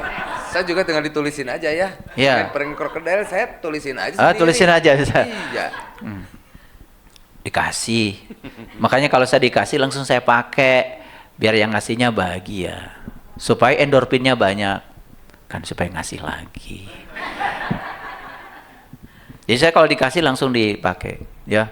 Jadi waktu saya kemarin milad yang ke-59 saya, Pak Sugeng, banyak yang ngasih hadiah. Udah 59 ya? Iya. Kayak masih 17 ya? Alhamdulillah. Banyak dopaminnya berarti. Yes. Jadi saya dikasih sepatu, pakai. Ya, saya dikasih baju, pakai. Biar yang ngasihnya seneng kalau dipakai. Apalagi ini dipakai siaran, Pak Sugeng. Seluruh dunia menyaksikan ya? Pokoknya kemarin ngasihnya 1, besok 10. 10 ya. Kan itu, la in syakartum la azidannakum. Ayatnya sudah ada. Itu karena yang memberi dengan yang diberi sama-sama bahagia. Kalau dikasih taruh, kan nanti yang memberi sedih. Betul nggak? Ya. Itu. Jadi saya bukan pameran, Pak Sugeng. Ya. Maaf ya kalau bajunya beda, Pak Sugeng. Ini ada tulisannya. Apa ya, nanti kalau dikasih banyak kan saya juga dikasih. Oh iya, benar. Bercanda Pak Sugeng. Siap ya. Belajar spiritual tuh banyak ketawa ya. Iya ya. Banyak candaan. Biar obatnya keluar, produksi obatnya banyak ya. Betul. Ternyata bercanda itu membuat dopaminnya banyak. Ya, nggak usah narkoba. Ngapain? Itu obat sintesis buatan manusia yang nggak ada gunanya. Karena tubuh kita bisa memproduksi narkotik tingkat tinggi, namanya endorfin. Bodoh banget kalau begitu. Tinggal perintahkan dokter kita untuk bikin resep. gitu aja. Yes. Setuju ya? Itu aja. Ya. Keren ya kerjaan hari Iya, ini. Luar kalau biasa ya. diperintahkan untuk bikin resep. Gitu aja. Nah, jadi udah mulai tuh. Baju padahal ada. Tapi karena butuh validasi eksternal, apalagi mau tampil di medsos, supaya followernya bilang, wih bajunya mah. Gak apa-apa kalau mahal, memang duitnya cukup. Ini mahal, nyuruh suami korupsi. Iya. Nah itu sudah tidak alami tuh. Tidak alami. Udah timbul masalah itu. Karena itu tidak perlu. Kalau yang tadi, yang alami dan perlu, surga. Kalau sudah masuk yang alami tetapi tidak perlu, itu sudah neraka. Yang ngerehab rumah boleh kalau ada duitnya. Iya, iya. Tapi dia ngerehab pada rumahnya masih bagus, cuman karena tetangga ngerehab rumah. Oh iya ya. Biasanya seperti itu ya. Biasa seperti itu ya Pak Sugeng? Iya. Ya itu neraka, udah semi neraka itu. Apalagi di komplek tuh ya. Catnya biru-biru semua gitu ya. Oh gitu, saya nggak tahu Pak Sugeng. Saya nggak tinggal di komplek. Iya, iya. Nah, yang ketiga nih yang berbahaya lagi. Ini udah neraka nih. Sudah tidak alami, tidak perlu. Tidak alami, tidak perlu. Apa sih yang tidak alami? Yang tidak alami itu tentu saja yang tidak sesuai dengan hukum alam. Tidak alami. Alam itu mengajarkan semuanya itu berproses. Iya. Ada nih orang pengen kaya mendadak. Oh. Karena ingin disebut oleh orang lain, apa sih namanya itu yang kaya gila itu? Kaya tapi gila. Waduh. Oh, nah itu. Crazy rich. Gila. Kaya banget. Nah, cuman pengen disebut begitu. Nipu sana, nipu sini. Ya, bikin investasi bodong. Pakai mobil mewah. Besok-besok sudah disuka miskin. Nah itu karena apa? Dia itu ya mencoba yang tidak alami, Tidak alami. padahal itu tidak perlu. Kalau orang kaya beneran, kemudian mobilnya bagus, rumahnya bagus, ya itu nggak apa-apa, itu keperluan. Dan bagi dia itu nggak masalah. Tapi ini tidak punya kemampuan untuk itu, memaksakan. Nah sudah mulai itu masuk neraka baru. Ya, jadi saya melihat Pak Sugeng, kartu kredit itu ke perbankan justru terjadinya itu bukan di orang biasa, kebanyakan di orang yang menengah ke atas, tapi tidak disebut mau orang biasa. Iya. Itu jadi bikin neraka baru. Padahal kalau kita makan tadi, ya makan, tapi jangan pencok lenca terus. Kasihan tubuh, sekali-kali boleh, ya. Tapi sebetulnya kan beli ikan nila 1 kilo, 1 kilo dapat betul nggak? ya? Itu 30.000 Pak Sugeng. Betul. Ya toh? Pakai pencok lenca, udah. Seratnya ada, Mewah ya. protein ada, kan nggak mahal. Tapi ingin makan nilanya itu di restoran itu supaya nanti saya punya foto. Nah. Udahlah, difoto dulu depan restorannya, Pulang. balik ke Ima. Ya, makan sekeluarga Dan ya. nila jeung lenca. 30.000 ya. 30.000 selesai. Ini tahu. Ya. Nah, jadi sebetulnya kita ini kadang-kadang sering terjebak pada yang tidak perlu. Betul nggak? Udah gitu tidak alami. Kita sedang bikin neraka buat diri kita sendiri. Apa yang terjadi nih? Yang terjadi pikiran, perasaan jadi buruk. Akibatnya dokter memerintahkan bikin resep. Resepnya direspon oleh ini, keluar racun. Racun masuk ke sel-sel tubuh kita. Sel kedatangan racun, akhirnya sel-sel tubuh kita tidak bahagia. Apa yang terjadi? Usia masih sangat muda, tetapi sudah tidak fungsional. Banyak ya, mohon maaf. Usia masih muda, masih 40, 45, tetapi sudah tidak fungsional. Saya mohon maaf ya, menyaksikan bahkan dulu kolega-kolega saya ini di dunia akademis. Ya, di dunia akademis. Jadi usia-usia muda tapi udah itu ya, udah mengalami berbagai macam penyakit yang komplikasi. Itu sebenarnya menurut saya yaitu jangan-jangan dia bekerja di tempat yang dia tidak suka. Ya, jadi sudah ada tadi itu secara fisik sudah memproduksi yang negatif, Ya. ya. Kemudian dia bekerja di tempat yang dia tidak suka, menganggap pekerjaan sebagai beban. Wah, itu sangat berbahaya lagi itu. Nambah lagi racun. Nambah. Tambah lagi spiritual tidak punya fondasi, ya. Mental juga tidak bisa mengendalikan, emosi tak terkendali, gampang menyesali keadaan, mudah tersinggung dengan hal-hal yang sepele. Ya. Sifat alami dalam tubuhnya hilang, yang tiada lain adalah sifat-sifat Tuhan itu sendiri. Jadi, kenapa manusia harus kembali nih Pak Sugeng? Ya. Jadi kembali itu sebenarnya bukan kembalinya jasad, tapi kembalinya kesadaran ke kesadaran awal, supaya kita bisa selaras dengan sifat-sifat alami yang tidak lain adalah sifat Tuhan itu sendiri. Begitu. Keren sekali ya. Aduh, keren. Oke. Buat sahabat yang live, kalau mau ada pertanyaan silakan chat, nanti admin akan info ke saya. Silakan di sini Atau ada yang di sini. Silakan. Boleh. Yang di sini ada yang bertanya, silakan. Boleh. Silakan. Mic-nya mic. Ayo. Mumpung di sini langsung dijawab langsung sama Ayah. Dan kajian hari ini luar biasa menurut saya, membuat kita semua tercerahkan nih. Ya, silakan sebutkan nama. Ayah di sini Santi Ayah. Ya, dekatkan itunya mic. Di sini kan keberkahan dan kebahagiaan jika selaras dengan hukum alam. Itu saya rasakan betul dari pas saya keluar dari garasi rumah sampai sini. Ya. Dan sepanjang jalan itu matahari saya rasakan tuh anget. Jadi ke badan saya tuh anget. Terus matahari itu saya tatap juga tidak silau. Iya. Jadi saya lihat mataharinya tuh kok ramah sekali ya. Jadi sepanjang jalan kayak ikut. Nah terus sampai di perempatan Buah Batu itu, saking saya menikmati perjalanan, akhirnya kelewat lah ya. Akhirnya saya kebablasan sampai Margahayu perempatan Soekarno-Hatta. Saya sudah mikir panjang sekali dan penuh. Tapi saya mikirnya tidak pakai atau kata atau apa, saya ubah jadi ada apa ya? Tapi saya nikmati aja. Nah, akhirnya kan saya putar balik Ayah ya. Lalu terjawab, Tuhan ingin punggung saya juga kena matahari. Yes. Jadi saya kan putar balik. Betul. ya.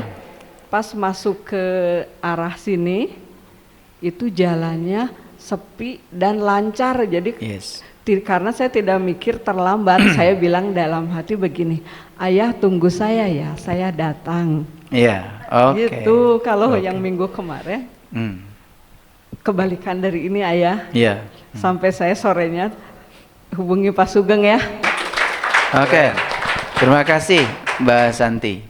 Jadi, silakan dokter kita di sini, dokter yang sangat canggih, dokter buatan Allah, ya, di dalam tubuh kita itu, mau mengirimkan resep apa, itu ada pilihan ada pada kita. Makanya tadi ketika keluar dari rumah sudah penuh dengan sukacita, rasa syukur, kegembiraan, bahkan menatap matahari juga lembut selembut bulan. Nah, makanya Rasulullah pernah mengatakan, ya, ciri Lailatul Qadar itu kamu akan bisa menyaksikan matahari selembut bulan. Jadi itu bisa jadi sebuah indikator bahwa kita sudah ketiban 1000 bulan itu, 1000 kebaikan itu, ya, itu sudah indikasi. Jadi bahkan ya kita melihat alam semesta ini semua indah. Bahkan melihat segala sesuatu yang menurut pandangan orang lain buruk pun menurut kita indah. Tadi kan kelewat jalan. Biasanya kelewat jalan kemudian kita menyesali keadaan. Biasanya marah pada diri sendiri, bahkan merasa bersalah. Tetapi karena dinikmati, tadi tidak ada tidak ada tidak ada tidak ada yang ada cuma ya sudah, dijalanin. Akhirnya dapat jawaban. Ternyata Allah menyuruh saya supaya saya lebih lama untuk terkena sinar matahari, tubuh lebih sehat. Itu. Jadi sebetulnya kita mau memandang seperti apa alam ini pilihan ada pada kita. Jadi kalau orang sudah selaras dengan alam, dengan hukum alam, maka yang ada tuh cuma kebahagiaan, keberkahan, kebahagiaan, keberkahan, apapun yang terjadi. Sudah tidak ada lagi di luar itu. Di luar itu. Ya, itu. Karena dia sudah kembali ke sifat alaminya. Ke sifat alaminya. Nah, sekarang ini kan coba perhatikan ya, banyak sekali orang yang sakit mental. Di jalan aja bunyikan klakson keras-keras. Itu sakit mental. Itu tuh sudah parah itu sakit mental. Padahal yang berhenti itu di depan juga orang lain yang sama-sama punya kepentingan. Sudah tidak ada empati pada orang lain. Angkot berhenti aja diklakson. Gimana kalau ibu-ibu yang tua turun dari angkot terburu-buru, kemudian dia jatuh? Apa penghargaan dia pada orang lain? Itu kan karena sudah tidak punya kepekaan. Kan harusnya ya sudah, di jalan itu jalan bersama, bukan jalan milik dia. Orang lain juga sama bayar pajak. Jadi ya sama-sama aja gitu. Nah, cuma karena sudah dibawa oleh pikiran ke masa depan, artinya ke tujuan, seolah-olah apa yang terjadi di jalan itu sebagai hambatan bagi dia. Dia tidak melihat keindahan di situ. Makanya beda orang sadar dengan orang yang tidak sadar. Orang sadar itu fokus pada cara dia memandang. Orang yang tidak sadar fokus pada yang dipandang. Kalau fokus pada yang dipandang, dia terjebak benar salah, baik buruk, terus begitu. Lelah hidup seperti itu. Tapi kalau orang yang sadar, dia tuh sadar bahwa alam semesta ini menitipkan pesan-pesan.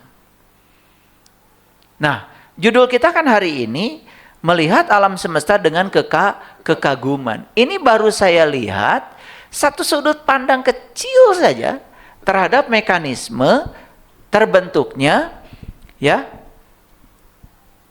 zat kimia yang positif dan listrik yang stabil di tubuh. Hanya satu sudut pandang kecil sekali.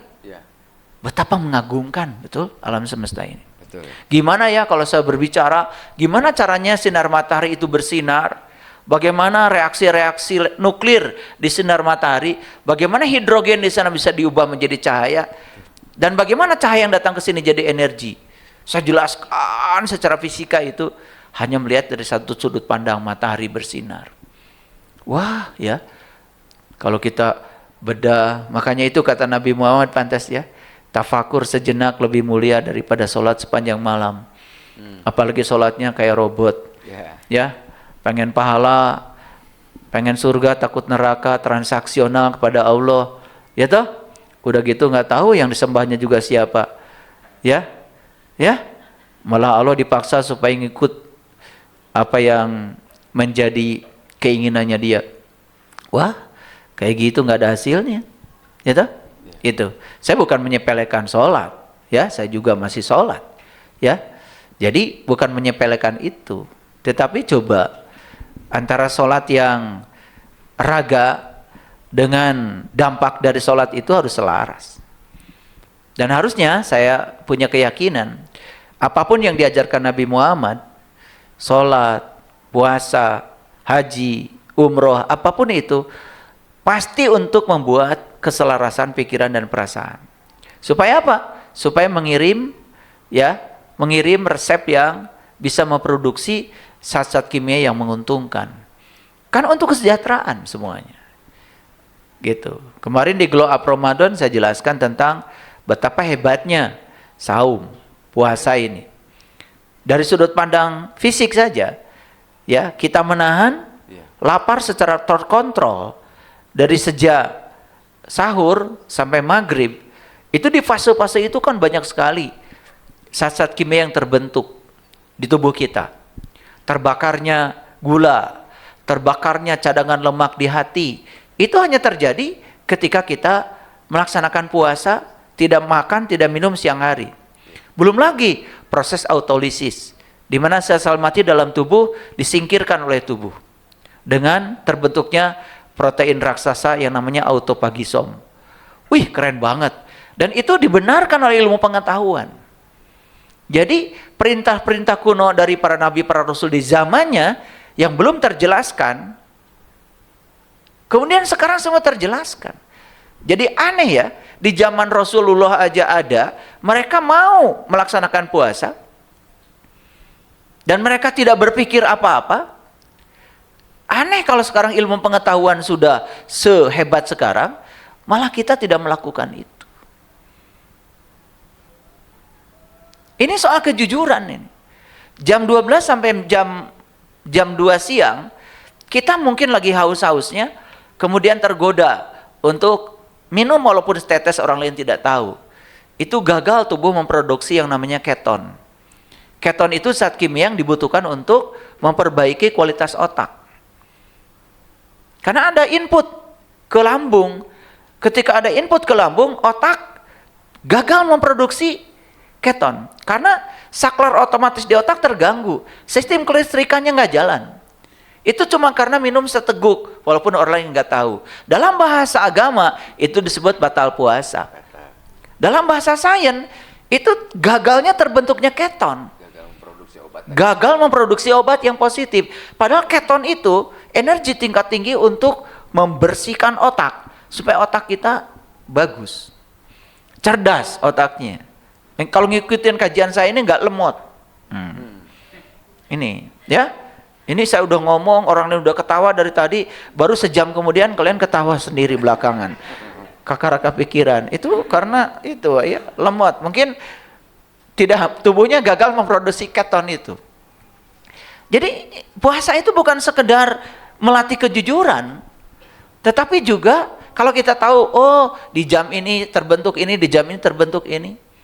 Ya, maka saya tidak bisa menyepelekan semua yang diperintahkan para nabi, para rasul. Walaupun di zaman itu mungkin beliau-beliau juga tidak mengerti secara utuh tentang alasan saintifiknya. Tapi mereka ini memerintahkan sesuatu karena berdasarkan perintah dari Allah yang Maha Segalanya. Wallahu ya'lamu wa antum la ya'lamun. Kalau perintah Allah, walaupun kamu belum mengerti, lakukan aja. Pasti di belakangnya baik. Gitu. Ya. Kadang-kadang harus seperti itu, ya, dalam menjalani agama itu, sehingga kita bisa mengalami langsung.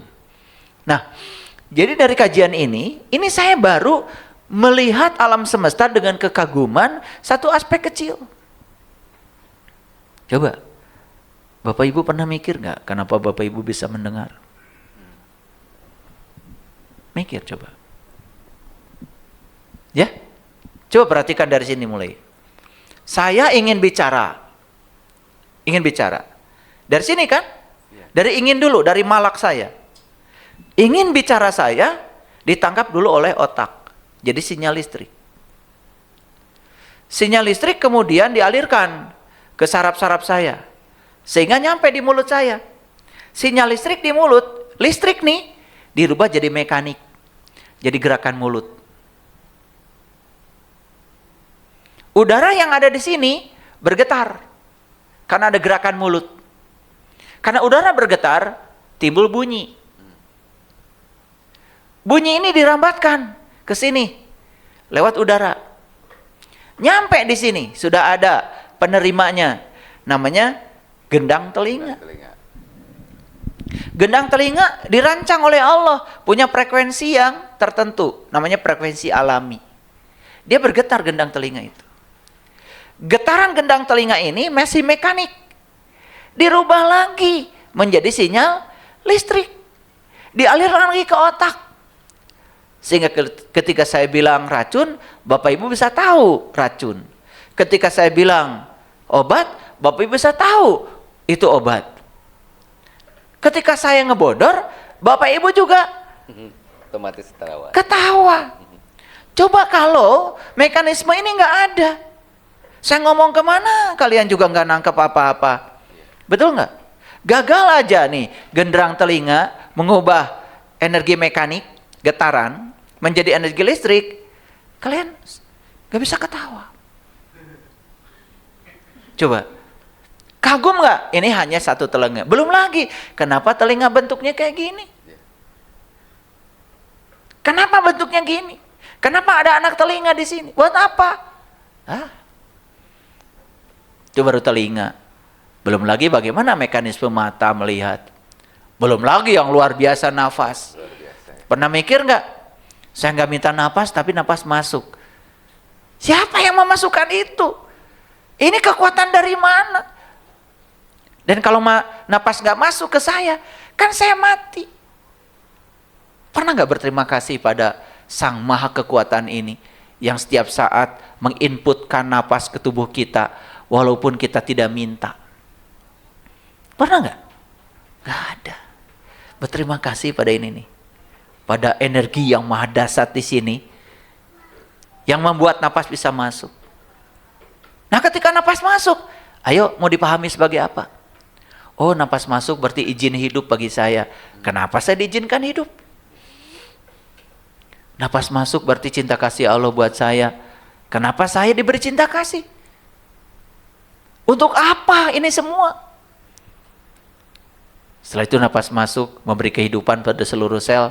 Setelah itu disuruh keluar, diganti napas baru. Hebat. Kita keluar, masuk oksigen, keluar karbon dioksida. Dibikinlah di sini oleh Allah tumbuh-tumbuhan yang mengubah karbon dioksida jadi oksigen lagi, masuk lagi ke sini. Ya Allah. Berarti saya punya utang budi dong sama pohon-pohon itu. Setiap helai daun di sana itu saya punya utang budi sama mereka. Tangannya usil, daun dipetik, pohon ditumbangkan. Nah itu si kortisol ini. Karena tidak ada kesadaran, tidak ada knowledge. Itu. Bapak Ibu. Bapak Ibu udah belajar agama lama kan? Betul nggak? Tetapi tidak dibarengi dengan argumen-argumen tentang mengapa. Saya mau nanya, beda nggak pemanaannya? Beda. Beda nggak apresiasi kita terhadap Allah? Beda. Beda nggak apresiasi kita terhadap alam semesta? Beda. Saya pakai mobil aja. Sebelum naik ke mobil, saya duduk di situ sambil manasin mobil. Saya hadiahkan Al-Fatihah semua orang-orang yang telah berjasa menciptakan mobil ini. Bagaimana mereka terpikir membuat ban, membuat pelek, membuat mesin dengan segala komponennya. Bagaimana mereka terpikir membuat piston, sehingga ketika piston dikompresi bisa menghasilkan panas. Dan gimana panas bisa dialirkan ke dalam roda sehingga roda ban bisa berputar. Hebat. Saya hadiahkan hadiah Al-Fatihah buat Mr. Otto dengan siklusnya siklus Otto. Mr. Stirling. Ya. Mr. Carnot. Luar biasa. Dulu zamannya mesin uap.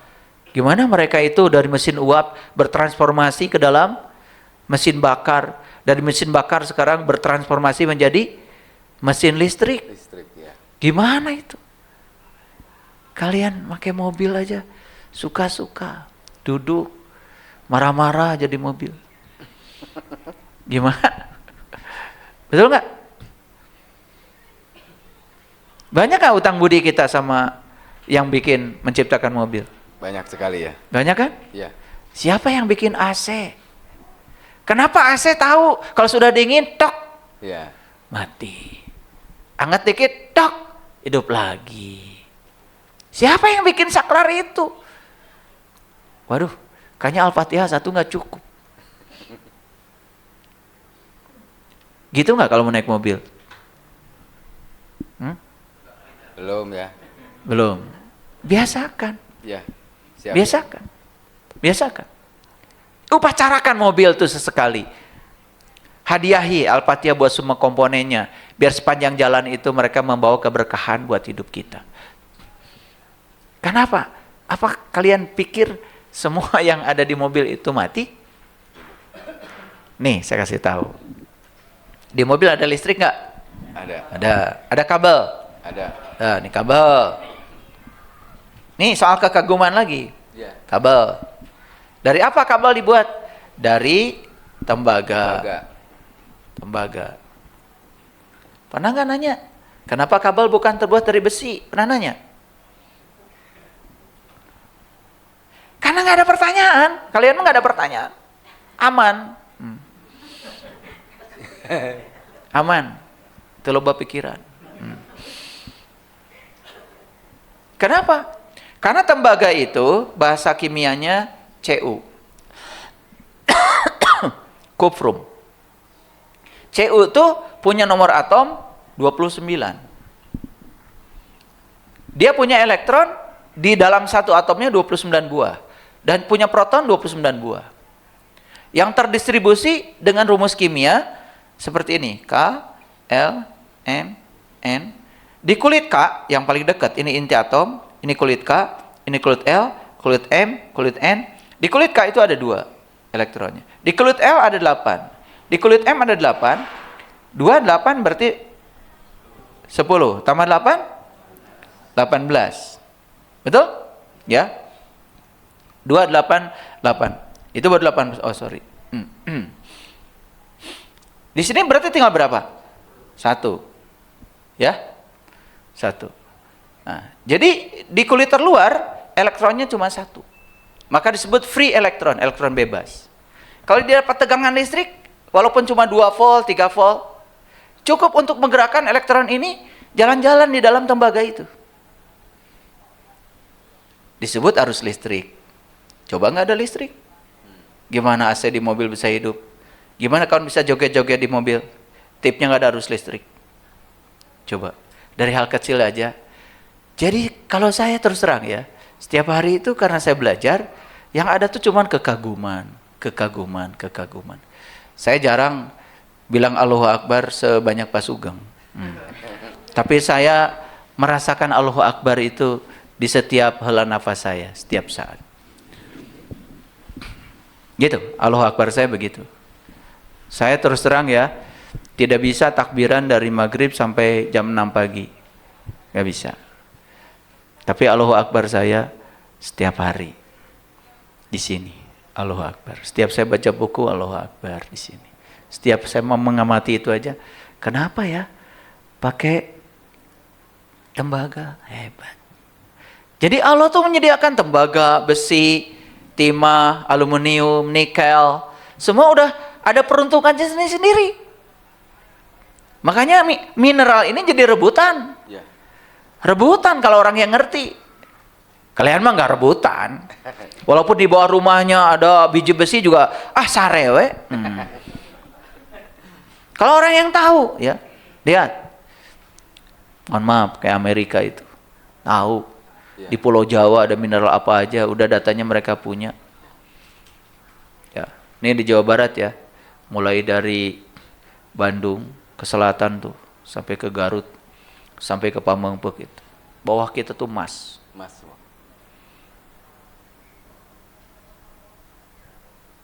Ya. Gitu. Kita mah taunya emas teh eta we di toko wungkul. Tinggal meuli. Tinggal make. Betul nggak? Kalian pakai emas atau pakai ruang kosong? Oh kan, padahal yang dipakai ruang kosongnya, betul nggak? Iya, beli emas mahal-mahal, anu dipakai atau kosong, nah, betul nggak? Tapi nggak sadar, betul? Beli baju mahal-mahal, ini Pak Sugeng beli baju mahal-mahal yang dipakai ruang kosongnya. Iya. Bajunya nempel aja sih, betul nggak? Aduh, luar biasa ya. Nah, jadi coba sekarang mulai perbanyak tafakur sehingga Allahu Akbar itu terjadi setiap saat. Sehingga kita mengalami yang namanya rasa kekaguman. Melihat alam semesta dengan kekaguman. Yang paling penting, coba kagumi dulu nih tubuh kita. Kagumi tubuh kita. Coba saya mau nanya, ada berapa tulang di tubuh kita? Semua total tulang tubuh kita berapa rusuk? Gak pernah ngitung. Ngitung duit wae. Betul nggak? Di tulang tangan ada berapa rusuk? Gak. Kenapa tangan kita berbuku-buku? Gak sekaligus aja berbuku-buku. Kenapa tangan kita bisa megang begini, bisa megang begini, begitu fleksibel tangan kita luar biasa. Betul nggak? Bisa ngangkat begini. Kok bisa ya? Gerakan di tangan aja tak terbatas. Nggak pernah kita mengagumi itu. Itu yang mengakibatkan kita menjadi sangat abai dalam hidup ini. Nah, bagaimana kita bisa mengenali Allah Maha Pencipta? Mengenali ciptaannya aja kita tidak punya waktu. Betul? Betul ya. Meneliti satu daun aja, kalian belum pernah ya? Pernah memperhatikan satu daun itu sampai urat-uratnya terbentuk? Pernah? Dan kenapa itu bisa terbentuk di ruang kosong ini? Coba, kita naruh bunga ini, bunga ini, taruh aja di ruang kosong ini. Ruang kosong ini bekerja. Tahu-tahu ini berbunga, ini berbuah. Pernah nggak berpikir, ada apa sih di ruang kosong ini? Kok lengkeng, kita cuma nanam aja, tumbuh di sini. Betul nggak? Berbuah lagi, nggak ketukar lagi. Keluarnya kelengkeng. Rambutan keluarnya rambutan, duren keluarnya duren. Jadi kalau saya kaji semua nggak selesai-selesai. Iya. Kalian mau pakai sepeda motor juga nggak pernah mikir. Yang penting bensin masuk, nggak mikir itu bensin bisa muterin ban. Kumaha ta carana? Nu penting mah geus beuli we bensin. Betul nggak? Murah. Mulai bensin senangnya itu yang subsidi. Betul nggak? Subsidi. Di foto-foto mobil, dicatat nomornya, gengsi.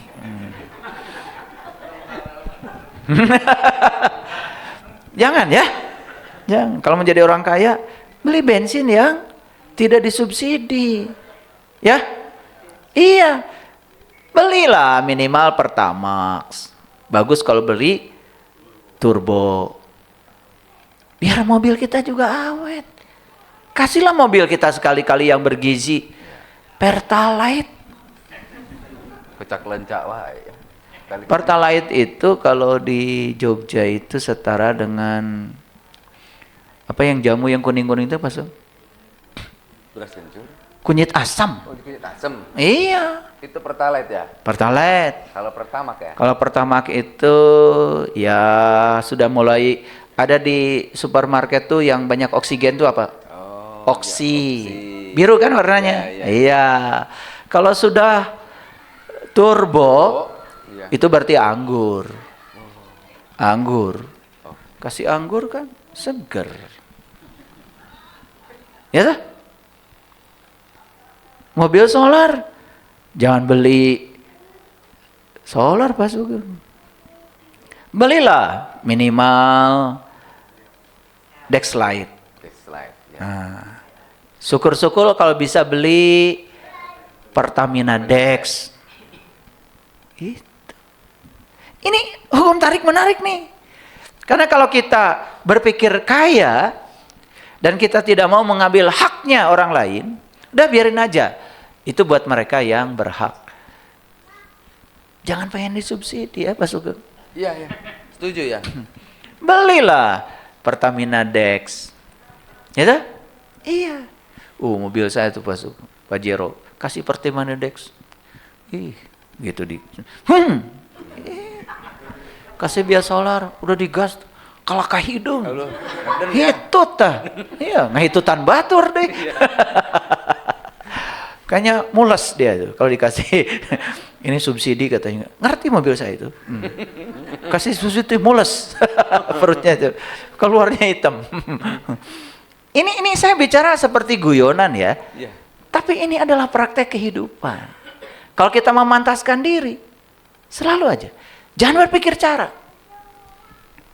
Saya bilang sama tubuh saya, mohon maaf ya, saya tidak mau ya ngasih baju yang biasa sama kamu.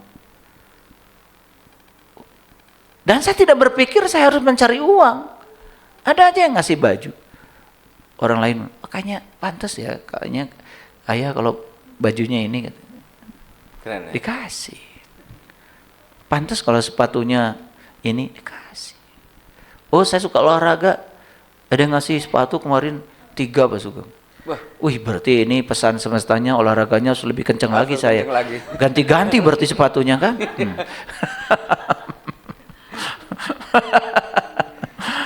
Semuanya tuh indah lah pokoknya. Yeah. Jadi isinya kalau kita Selaras dengan hukum alam, percaya sama saya. Isinya kehidupan cuma dua, kebahagiaan dan keberkahan. Dan keberkahan. Saya baru cerita kemarin Pak Sugeng. Ya. Cerita sama istri saya di mobil. Pulang dari sini. Ya. Istri saya nanya gini, ini kita mau berbagi nih sebentar lagi. Kita mau naikin ini, jumlah paketnya Pak Sugeng. Ya. Jumlahnya diperbanyak. Diperbanyak. Jadi saya bilang, udah tenang, rezekinya pasti ada. Begitu saya masuk tol itu, Iya. ada telepon Pak Sugeng. Betul. Ayah, ada yang kirim beras. Kirim beras. 100 Minyak. pak. Iya. 5 kiloan. Iya. Betul ya. Kirim minyak 100 botol. Kirim apa lagi, pokoknya ada yang lain-lain. Saya bilang sama istri saya, itulah memang. Kalau kita ini selalu berpikir, saya tidak mau mencari, menjadi aja. Menjadi berkelimpahan, menjadi ada, tidak mikirkan gimana berasnya, dari mana, enggak. Ya. Datang sendiri. Coba. Datang sendiri. Ini harus dilatih, yang gini-gini dilatih. Latih. Betul, ya. Pikiran dan perasaan kita harus selaras. Ya. Percaya deh sama saya. Saya berani menyampaikan ini karena mengalami saya setiap saat, Pak Sugeng. Ya. Setiap saat mengalami. Dan saya sering mengatakan, ternyata dulu salah ya saya. Saya akan hidup kalau saya bekerja. Di bypass aja. Karena yang menghidupi adalah Allah, ya sudah. Saya disuruh untuk diam. Dan Allah yang bekerja. Tapi pikiran dan perasaan kita terus memutar. Ya jamnya ngasih kajian ngariksa, saya datang ke sini. Ya. Nanti sore jamnya itu, saya ngaji lagi. Gitu aja. Jamnya tidur ya saya tidur aja. Tidak mau kemudian saya memaksa tubuh saya harus santai aja. Dan semua dinikmati. Ini nggak kerasa nih udah mau 2 jam saya bicara. Karena dinikmati kan kita tidak killing time. Kenapa? Perhatikan Bapak Ibu. Ada satu yang tidak bisa dibeli di semesta ini, yaitu waktu.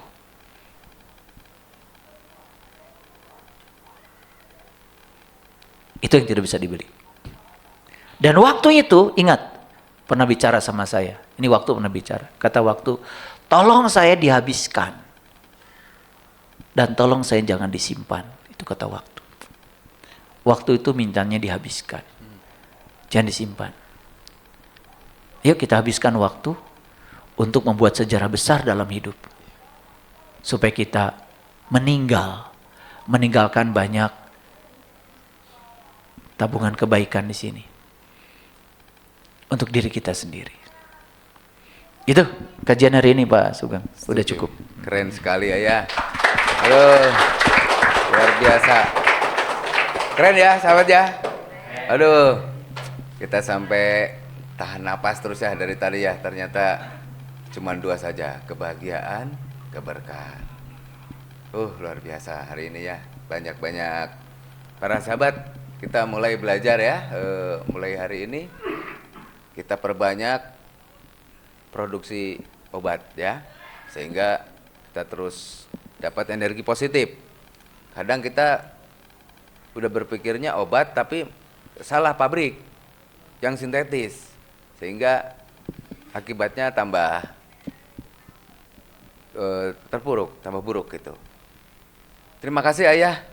Ya. Kajian hari ini luar biasa. Saya banyak dijewer hari ini. Keren. Terima kasih sekali lagi. Sampai bertemu lagi di kajian-kajian yang luar biasa dan spektakuler berikutnya ya. Terima kasih sahabat semua. Sampai jumpa lagi. Assalamualaikum warahmatullahi wabarakatuh.